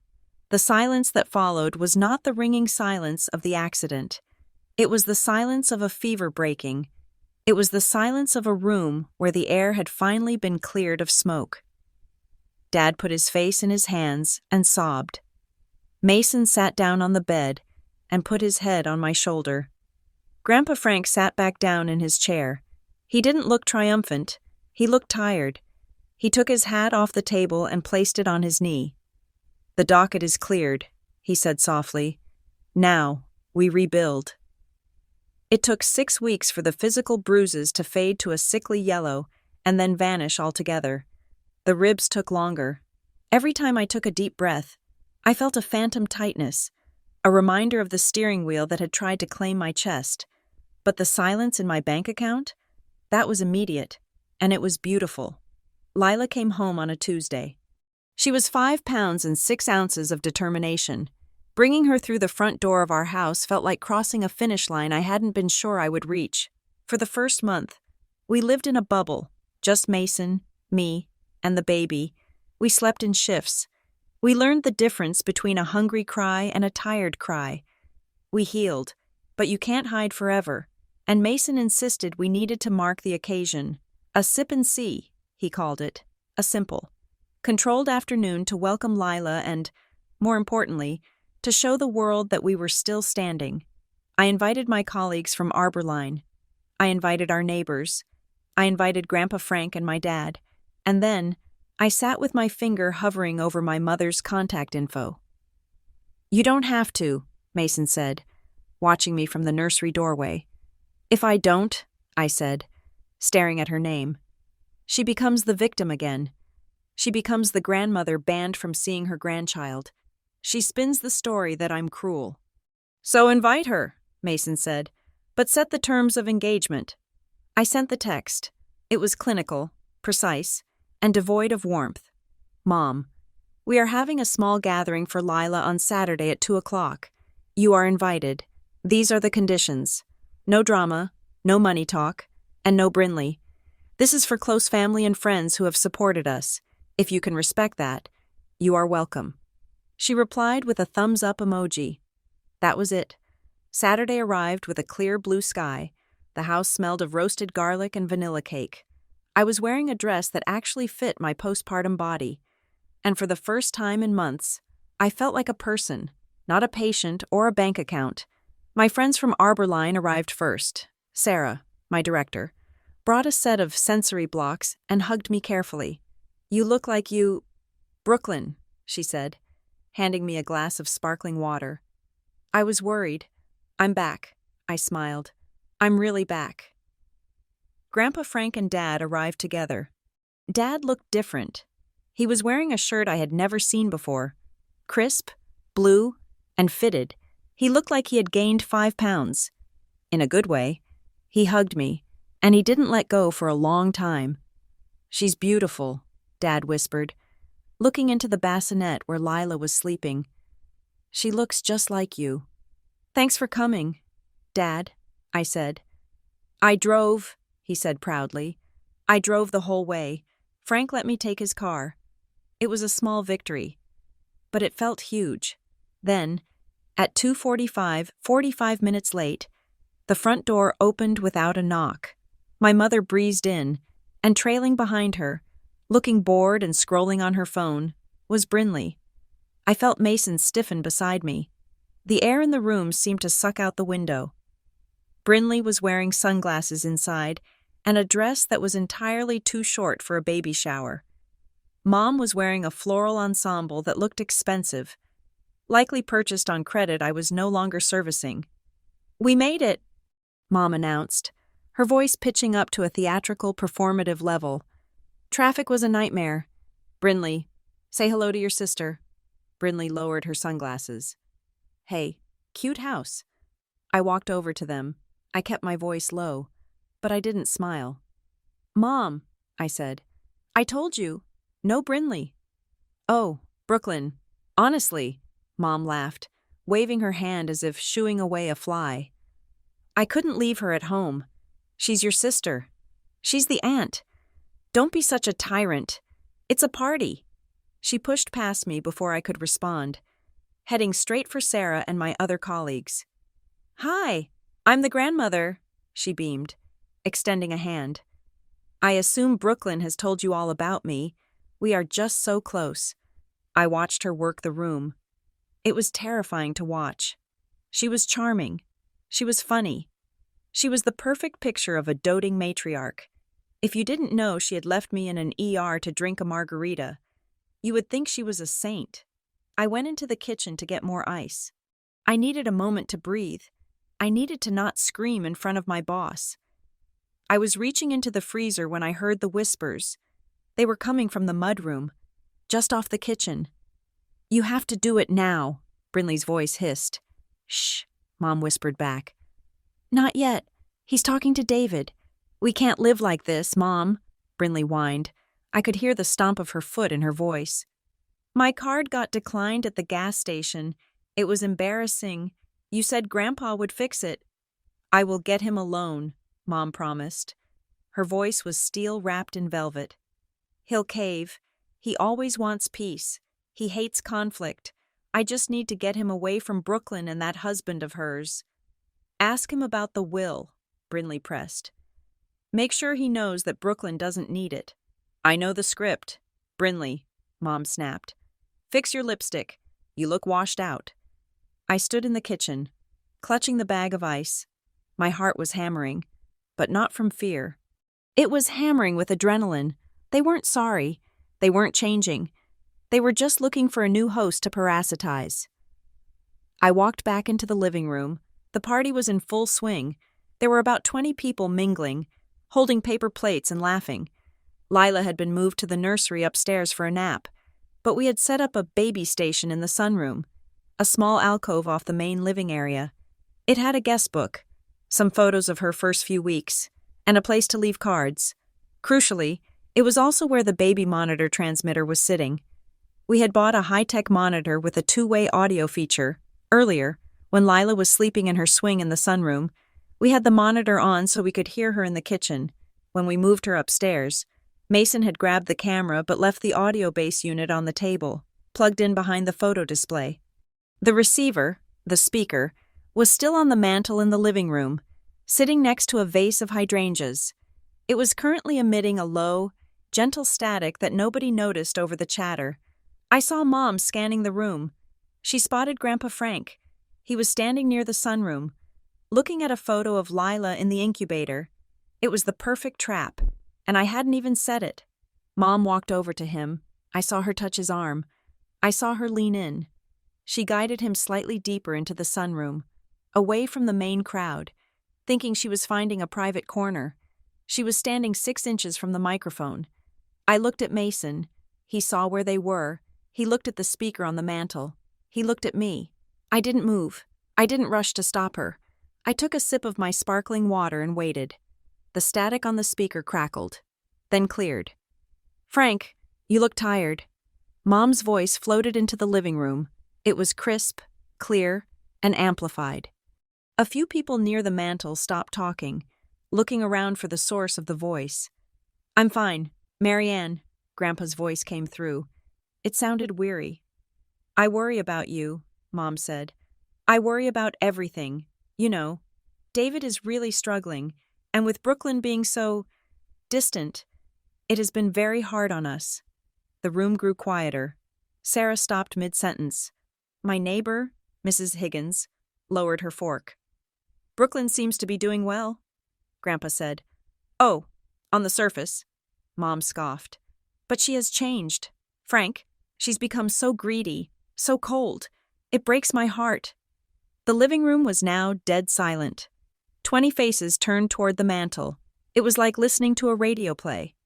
But the villain was in the next room. "What do you want, Marianne?" Grandpa asked. "I just want fairness," Mom purred. "I was thinking about your estate planning. I know it is morbid, but we have to be practical. Brooklyn has a husband. She has a high-powered career. She has all this." She gestured, presumably to my house. "She doesn't need your help. And Brinley needs the inheritance," Mom said. Her voice was emphatic, stripped of the fake sweetness. "Brinley is an artist. She is sensitive. She can't work these corporate jobs like Brooklyn. It kills her spirit. If you leave the money to Brooklyn, it will just sit in an investment account. If you leave it to Brinley, it will save a life. It's the moral thing to do." "Frank, you want me to disinherit Brooklyn?" Grandpa asked. "I want you to correct an imbalance. Mom said. Brooklyn has never really been part of this family. She thinks she is better than us. Let her have her money. We just want what is fair. Silence. Absolute, heavy silence hung in the living room. My colleagues were staring at the speaker with their mouths slightly open. Dad was standing by the window, his face pale, tears standing in his eyes. I looked at Sarah. She looked back at me, and I saw a dawn of understanding in her eyes. All the times I had turned down happy hour, all the times I had worn the same suit, all the vague excuses, she finally understood. In the sunroom, Grandpa didn't answer immediately. I see, Grandpa said finally. I will take that under advisement. Thank you. Daddy, Mom said. I could hear the smile in her voice. I knew you would understand. You always were the reasonable one. Footsteps. Mom walked out of the sunroom, linking her arm through Grandpa's, beaming. She looked triumphant. She looked like she had just secured the bag. She stepped into the living room and froze. She was expecting the hum of a party. She was expecting music and laughter. Instead, she walked into a wall of silence. Every single person in the room was staring at her. She blinked, confused. She looked at Brinley, who was standing by the food table, freezing with a shrimp in her hand.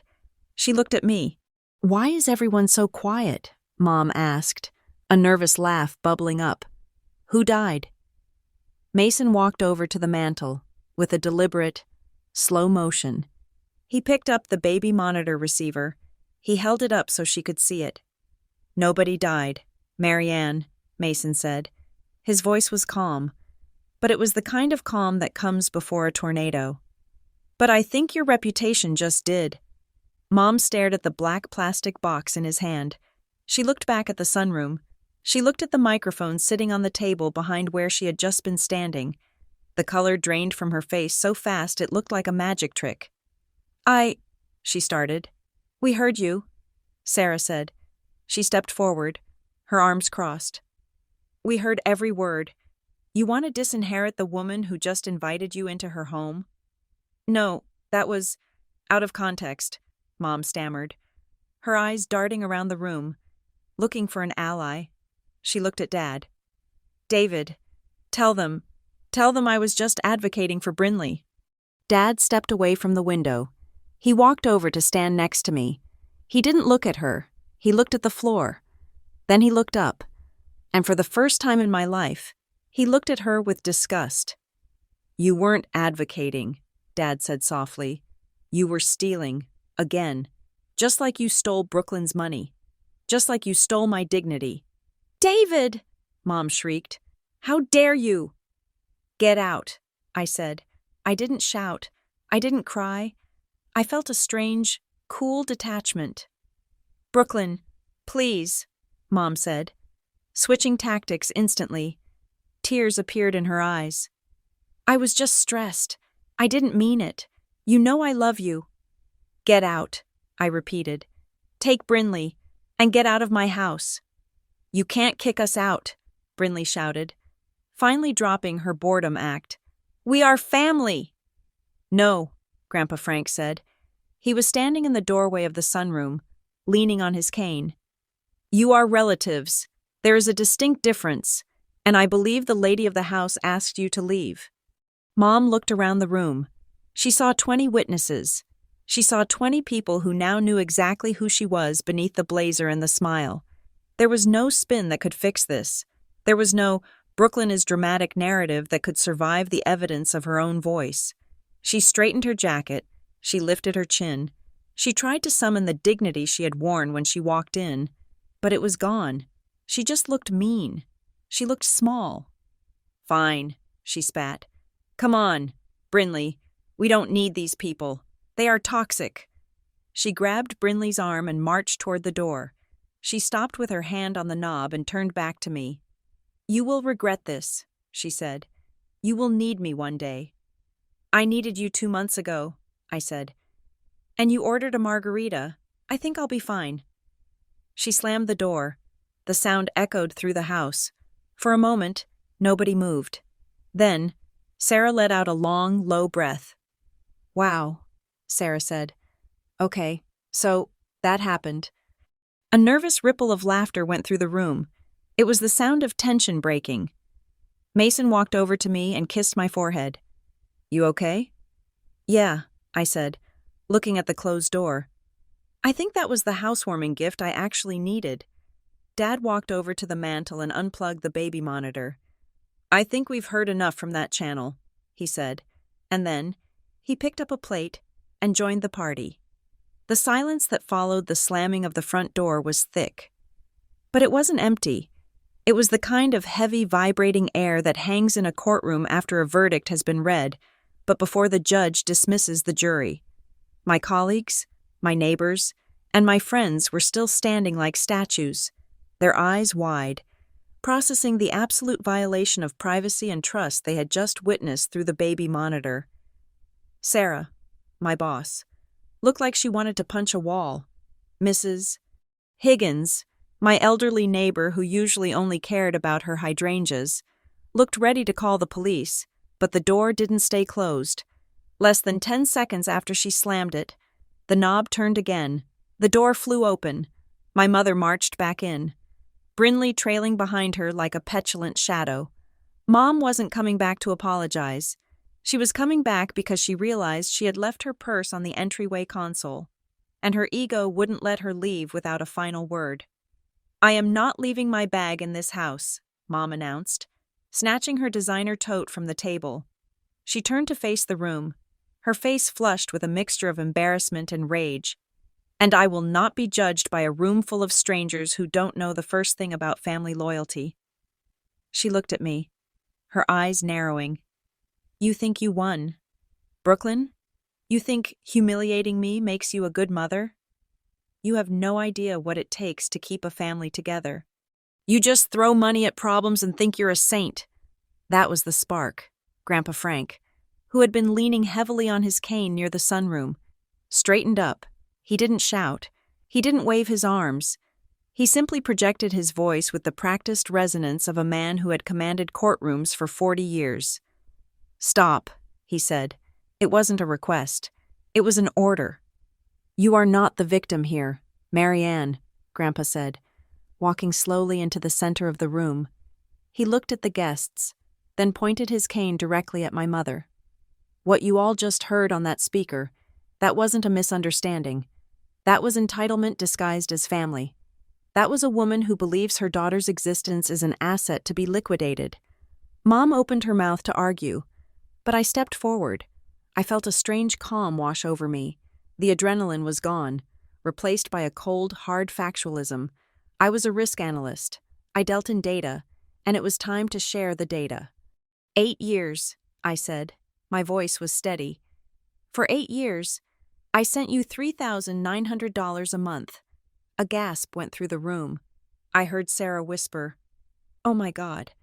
"I sent it because you told me Dad was dying," I continued, looking my mother in the eye. "I sent it because you said the roof was collapsing. I sent it because you said you couldn't afford heat." I turned to the room, addressing my friends. "I didn't go to your destination weddings because I was paying for my parents' mortgage. I didn't fix my own car for 3 years because I was paying for my sister's mental health trips. I have transferred over $370,000 to this woman since I was 27 years old." I pointed at the door. "And 2 months ago, when I was lying in a trauma bay with cracked ribs and my newborn was alone in the NICU, she wouldn't come. She wouldn't drive 18 minutes because she was drinking a margarita. And because I had stopped the payment," the reaction from the room was visceral. It wasn't the polite, awkward silence of people trying to ignore a scene. It was a wave of collective revulsion. "How could you do that?" Mrs. Higgins asked, her voice trembling. "To your own child?" "She's lying," Mom shouted, clutching her bag to her chest like a shield. "She is twisting everything. I sacrificed my life for her. I gave up my career. I gave up my youth. And this is the thanks I get? A bill?" She looked around the room, desperate for validation. "After everything I sacrificed." "Stop it, Marianne," a voice said from the corner. It was my father.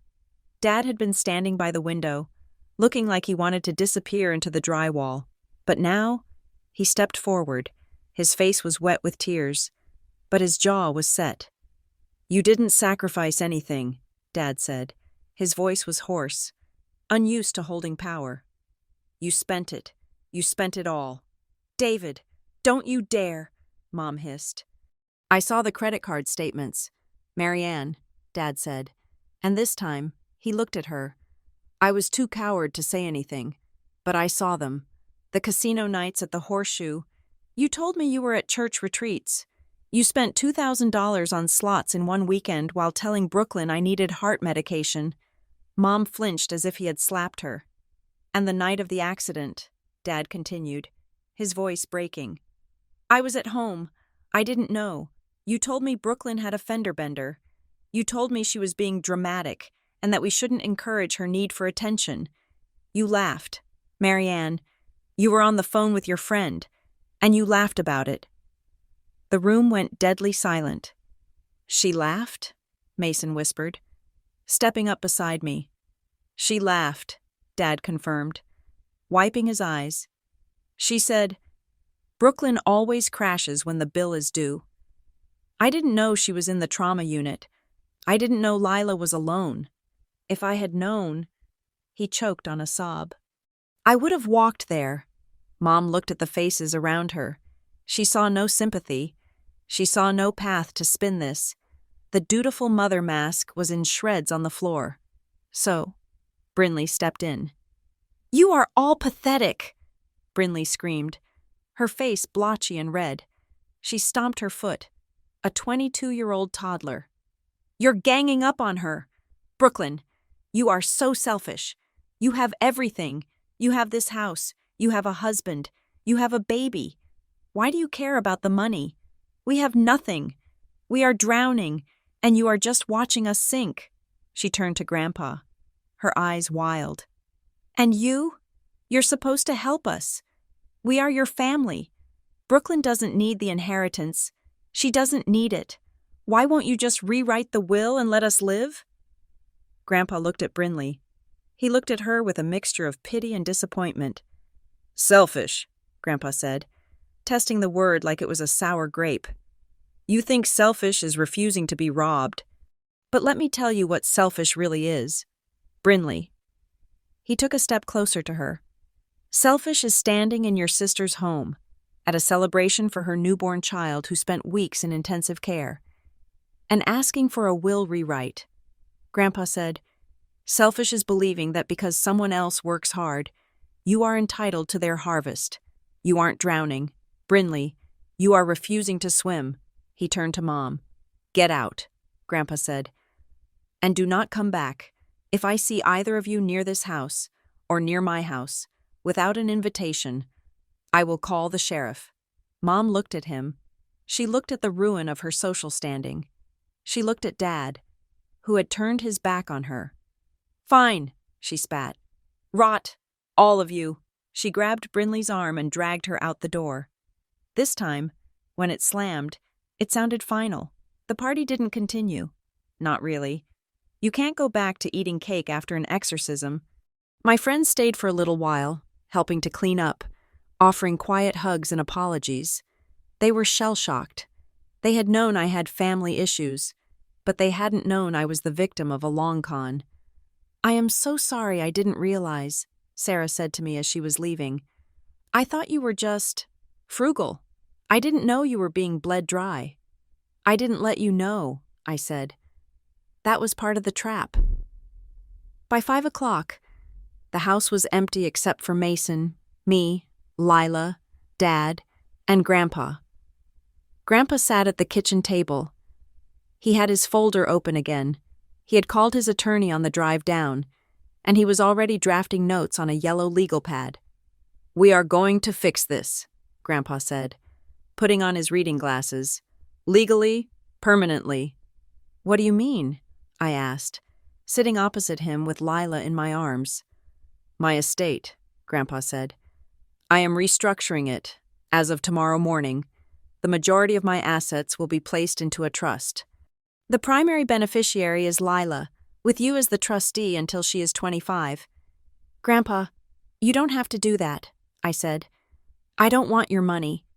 It is not about what you want, he said sternly. It is about protection. If I leave it to your mother, it will be gone in a year. If I leave it to Brinley, it will be gone in a month. I am securing the family legacy for the one person who cannot defend herself yet. He tapped the paper with his pen. I am leaving a stipend for your mother and Brinley, he continued. But it is conditional. Strict conditions. No lump sums. The trust will pay their rent directly to the landlord. It will pay their utilities directly to the company. Not a dime goes into their hands. They will hate that, Dad said quietly from the sink, where he was washing dishes.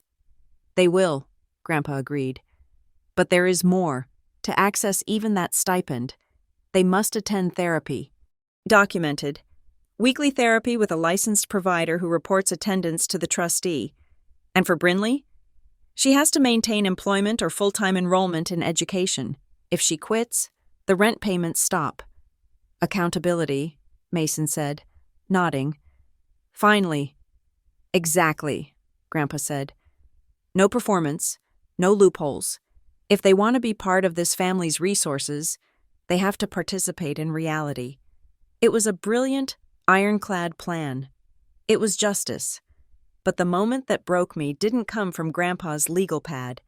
It came later that evening. Grandpa had gone to the guest room to rest. Mason was upstairs putting Lila down for the night. I was in the living room, staring at the empty fireplace, feeling the exhaustion settle into my bones. Dad came in. He was holding his old, worn-out work jacket. "Brooklyn?" he asked softly. "Yeah, Dad?" He walked over to me. He looked nervous. His hands were shaking slightly. I have something for you," he said. He reached into the inside pocket of his jacket and pulled out a white bank envelope. It was thick. It looked like it had been handled a lot. The corners soft and bent. He held it out to me. "What is this?" I asked, taking it. "Open it," he said. I opened the flap. Inside was a stack of cash. But it wasn't crisp hundreds. It was a chaotic mix of tens, 20s, 5s, and even some singles. It smelled like old paper and copper. "It's $2,412, Dad said. I looked up at him, confused. "Dad, what is this?" "I've been saving it," he said, looking down at his shoes. "For about 8 months, ever since I saw your mother buy that designer bag and tell you it was a gift from her sister. I knew she took your money for it. I felt sick." He took a jagged breath. "I couldn't stop her. Brooklyn. I tried once, and she threatened to leave me. She threatened to take the house. I was weak. I am a weak man." Tears started to track down his weathered cheeks. "But I wanted to pay you back," he whispered. "I started taking extra shifts at the warehouse on Saturdays. I told her I was going fishing. I collected scrap metal from the loading dock and returned bottles. I skipped lunch at work and saved the $5. He gestured to the envelope. "I know it's not enough. I know it's nothing compared to what she took. But every time I put a $10 bill in that envelope, I told myself I was buying back a little bit of my honor. I was going to give it to you when it reached 3,000. But I think you need to know now." I stared at the pile of crumpled bills. I saw the skipped lunches. I saw the Saturday shifts he worked with his bad back. I saw my father, trapped in an abusive marriage, trying to shovel water out of a sinking ship with a teaspoon because he loved me. It wasn't $300,000, but it was worth more than every penny I had lost. "Dad," I choked out. "I'm so sorry. Brooklyn," he sobbed, his shoulders shaking. "I should have protected you. A father is supposed to protect his girl, and I let her eat you alive." I stood up and wrapped my arms around him. I hugged him carefully, mindful of my healing ribs, but I held him tight. "You're here now," I whispered into his shoulder. "You're here now." He wept into my hair, the sound raw and guttural. It was the sound of 30 years of silence finally breaking. "Keep the money," he said, pulling back and wiping his face with his sleeve. "Put it in Lila's account. Tell her Grandpa David worked for it." "I will," I promised. He nodded, looking exhausted, but lighter, as if the envelope had weighed 500 pounds. "I'm going to stay with Frank tonight," Dad said. "I can't go back to that house. Not tonight." "You can stay here," I offered. "No," he said. "I need to talk to Frank. I need to figure out how to be a man again. And Frank knows how to do that." He kissed my cheek and walked out the front door. I stood there, clutching the envelope of 5s and 10s. My mother had taken hundreds of thousands of dollars and called it love. My father had scraped together lunch money and called it a debt. I looked at the baby monitor on the mantel, now silent and dark. The truth had finally come out. The cost had been astronomical, but looking at the crumpled bills in my hand, I realized I had recovered something I thought was lost forever. I hadn't just lost a mother, I had found a father.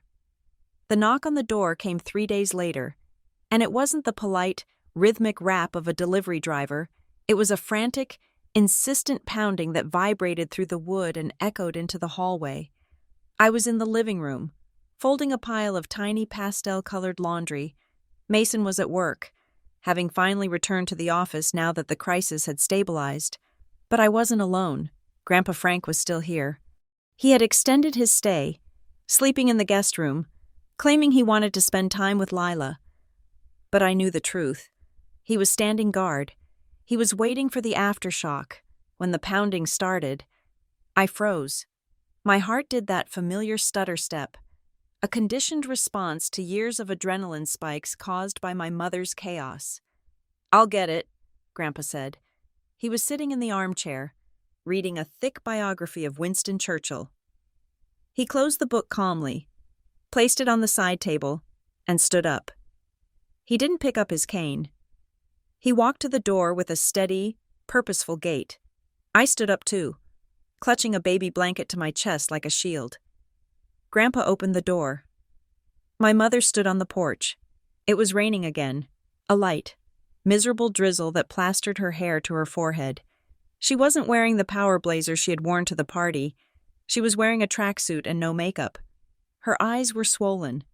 She looked like a woman who had been unraveling for 72 hours straight. "I want to see my granddaughter," she demanded. Her voice was wet and thick, trembling with a mixture of rage and self-pity. "You can't keep me away. I have rights. I am her grandmother." She tried to step across the threshold. Grandpa didn't shove her. He simply didn't move. He stood in the doorway, a 6-foot wall of quiet authority, blocking her path completely. "You don't have rights here, Marianne," Grandpa said. His voice wasn't loud. It didn't carry to the neighbors. It was intimate and devastating. "You lost your rights when you prioritized a margarita over that baby's life." "I made a mistake," Mom screamed, her voice cracking. She looked past him, trying to lock eyes with me. Brooklyn, please, I'm your mother. You're ruining the family over one mistake. I was stressed. I wasn't thinking. Don't do this to me." I walked forward. I stopped 3 feet behind Grandpa. I looked at her. For 35 years, that voice had controlled my nervous system. If she cried, I panicked. If she yelled, I crumbled. If she needed, I gave. But today, looking at her shivering on the porch, I didn't feel panic. I felt a profound, exhausting pity. She looked like an addict going through withdrawal. But her drug of choice wasn't heroin. It was control. It was my compliance. "You didn't make a mistake, Mom," I said. My voice was steady. "You made a choice. You made a choice every month for 8 years when you took my money and went to the casino. You made a choice when you lied about Dad's heart. And you made a choice when you hung up on Mason." "I just want to hold the baby," she sobbed, the tears flowing freely now. "I just want to smell her head. I promise I won't ask for money. I just want to be a grandmother. Please, Brooklyn, don't be cruel." It was her final play. The victim card. She was banking on my guilt. She was banking on the idea that I was too soft to watch my own mother cry in the rain. But she forgot that she had hardened me. She had spent 8 years tempering me in the fire of her own manipulation. And now she was surprised that I had turned to steel. You don't get access to what you refuse to protect, Grandpa said. The sentence hung in the humid air. It was absolute. It was a law of nature. Go home, Marianne, Grandpa continued. Go home and read the terms of the trust I sent you. If you want to see Brooklyn, you go through Mason. If you want to see me, you call my attorney, but you do not show up on this porch uninvited again. You turned him against me, she spat at me, her sorrow instantly morphing into venom when she realized the tears weren't working. You ungrateful little brat. I hope your daughter treats you exactly the way you are treating me. I hope so too, I said softly. I hope that if I ever steal from her, lie to her, and abandon her in a hospital, she has the strength to close the door. I nodded to Grandpa. He stepped back and closed the heavy oak door. He turned the deadbolt. Click. We stood in the hallway, listening. We heard her scream once, a frustrated, primal sound of defeat, and then we heard the sound of her car door slamming and the engine peeling away. Grandpa let out a long breath. He looked at me, his blue eyes soft. Are you all right? I think so, I said. And I meant it. The fallout didn't end there. Of course, narcissists do not go quietly into the night. They go loudly onto the internet. Later that afternoon, my phone blew up with notifications. Brinley had taken to social media. She had posted a long, rambling story on her Instagram, black text on a gray background, accompanied by a sad song. It is crazy how money changes people.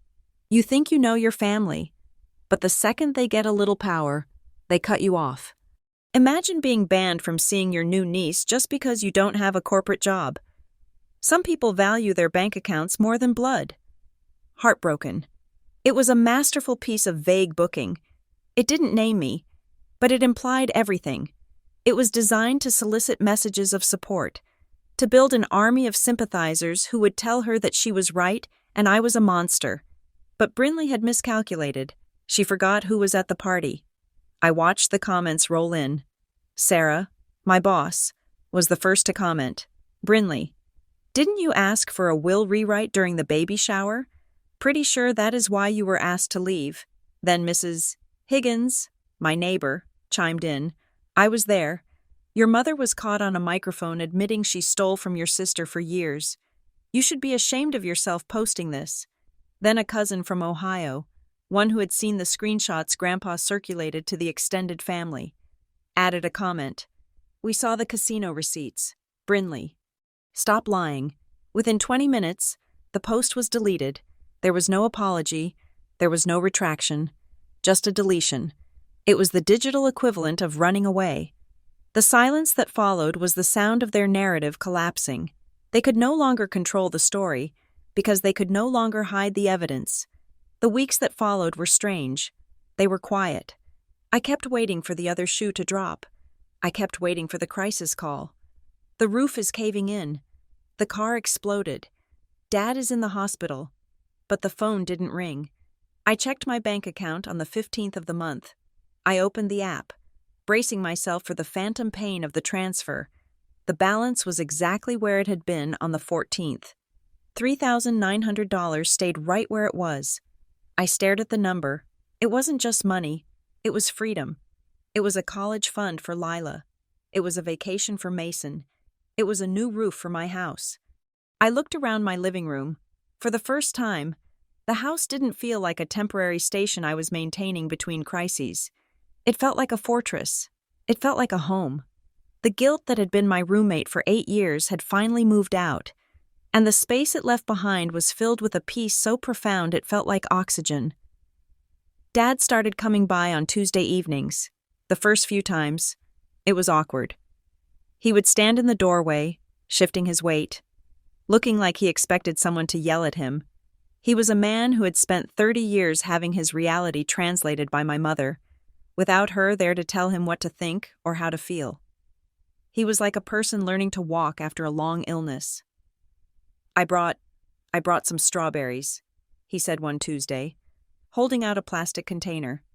From the market. I know you like them. Thanks, Dad, I said. Come in. Lila is awake. He would sit in the nursery chair and hold Lila for an hour. He didn't say much. He would just look at her, his rough, callous thumb stroking her tiny hand. "She has your chin," he said one night. "She has your eyes," I countered. He looked up at me, surprised. "You think so?" "I know so," I said. "Kind eyes." He teared up. He was crying a lot these days. But it wasn't the terrified weeping of the hospital room. It was the thawing of a frozen river. He was feeling things again. He told me he was going to therapy, per Grandpa's trust conditions. He told me he was sleeping in the guest room at home. He told me Mom was furious. But she was also scared, because the checks stopped coming and the bills were real. "She's applying for a job," Dad told me, a hint of wonder in his voice. "At a boutique. She hasn't worked since '98. "Good," I said. "It will be good for her."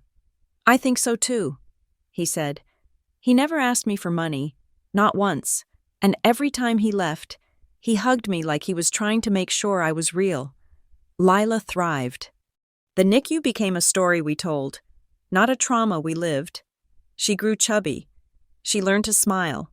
She learned that when she cried, someone came running, not because they had to, but because they wanted to.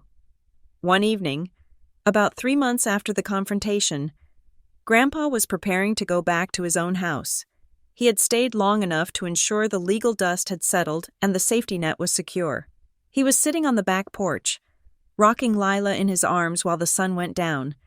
The golden light caught the white of his hair and the peach fuzz on Lila's head. I stepped out with 2 mugs of tea. "You're good at that," I said, handing him a mug. "I've had practice," he smiled. "You were just like this, squirmy, curious." He looked down at the baby. She was staring up at him, her eyes wide and trusting. "You know," Grandpa said softly, "people get confused about love. They think love is a transaction. I give you this. You give me that. I sacrifice this. You owe me that." He adjusted the blanket around Lila's feet. "But love isn't a bill you pay. Brooklyn, it is not a debt you service. It is a place you stand. It is the solid ground where you plant your feet and say, 'I am safe here, and I will make sure you are safe here too.'" He looked at me. "Your mother, she views people as resources. She views love as a currency. That is a very lonely way to live. I'm glad you broke the cycle." "I felt guilty for a long time," I admitted. "I felt like I was hurting them by stopping the money, like I was taking revenge." "Revenge?" Grandpa chuckled. "Child, you didn't take revenge. You just stopped the supply. You let the truth do its own work. Gravity isn't revenge when you stop holding up the ceiling that was designed to crush you." He was right. My payback wasn't a grand scheme. It wasn't hurting them. It was simply refusing to participate in the lie anymore. It was letting them experience the natural consequences of their own lives. And the result wasn't destruction. It was clarity. I looked at my daughter. I looked at my grandfather. I thought about Mason inside, cooking dinner. I thought about my dad, slowly finding his way back to himself. I realized then that I didn't miss my mother. I didn't miss the phone calls. I didn't miss the drama. I realized I didn't miss the mother I had. I missed the mother I kept inventing. I missed the imaginary woman I thought I could buy if I just paid enough installments. I missed the fantasy of a mother who would drive through rain to hold my hand. But that woman never existed. She was a ghost I had subsidized for 8 years. Now, I was done inventing. I was done paying for ghosts. I took Lila from Grandpa's arms and held her close, smelling the sweet scent of milk and baby lotion. She was heavy, warm, and real. I pressed my cheek against hers and watched the sun dip below the horizon. The yard was quiet. The bank account was full. My heart was whole. I was finally free. Thank you so much for listening to this story. It's a journey that was hard to tell, but I hope it reminds you that you never have to set yourself on fire to keep someone else warm. I would love to know where you are tuning in from right now. Drop a comment with your city and the local time. Let's see how far this story has traveled. If you enjoyed this, please subscribe to Monica Revenge Stories. hit that like button, and smash the hype button to help us share these stories with more people who might need to hear them. Stay strong, and remember, boundaries are beautiful.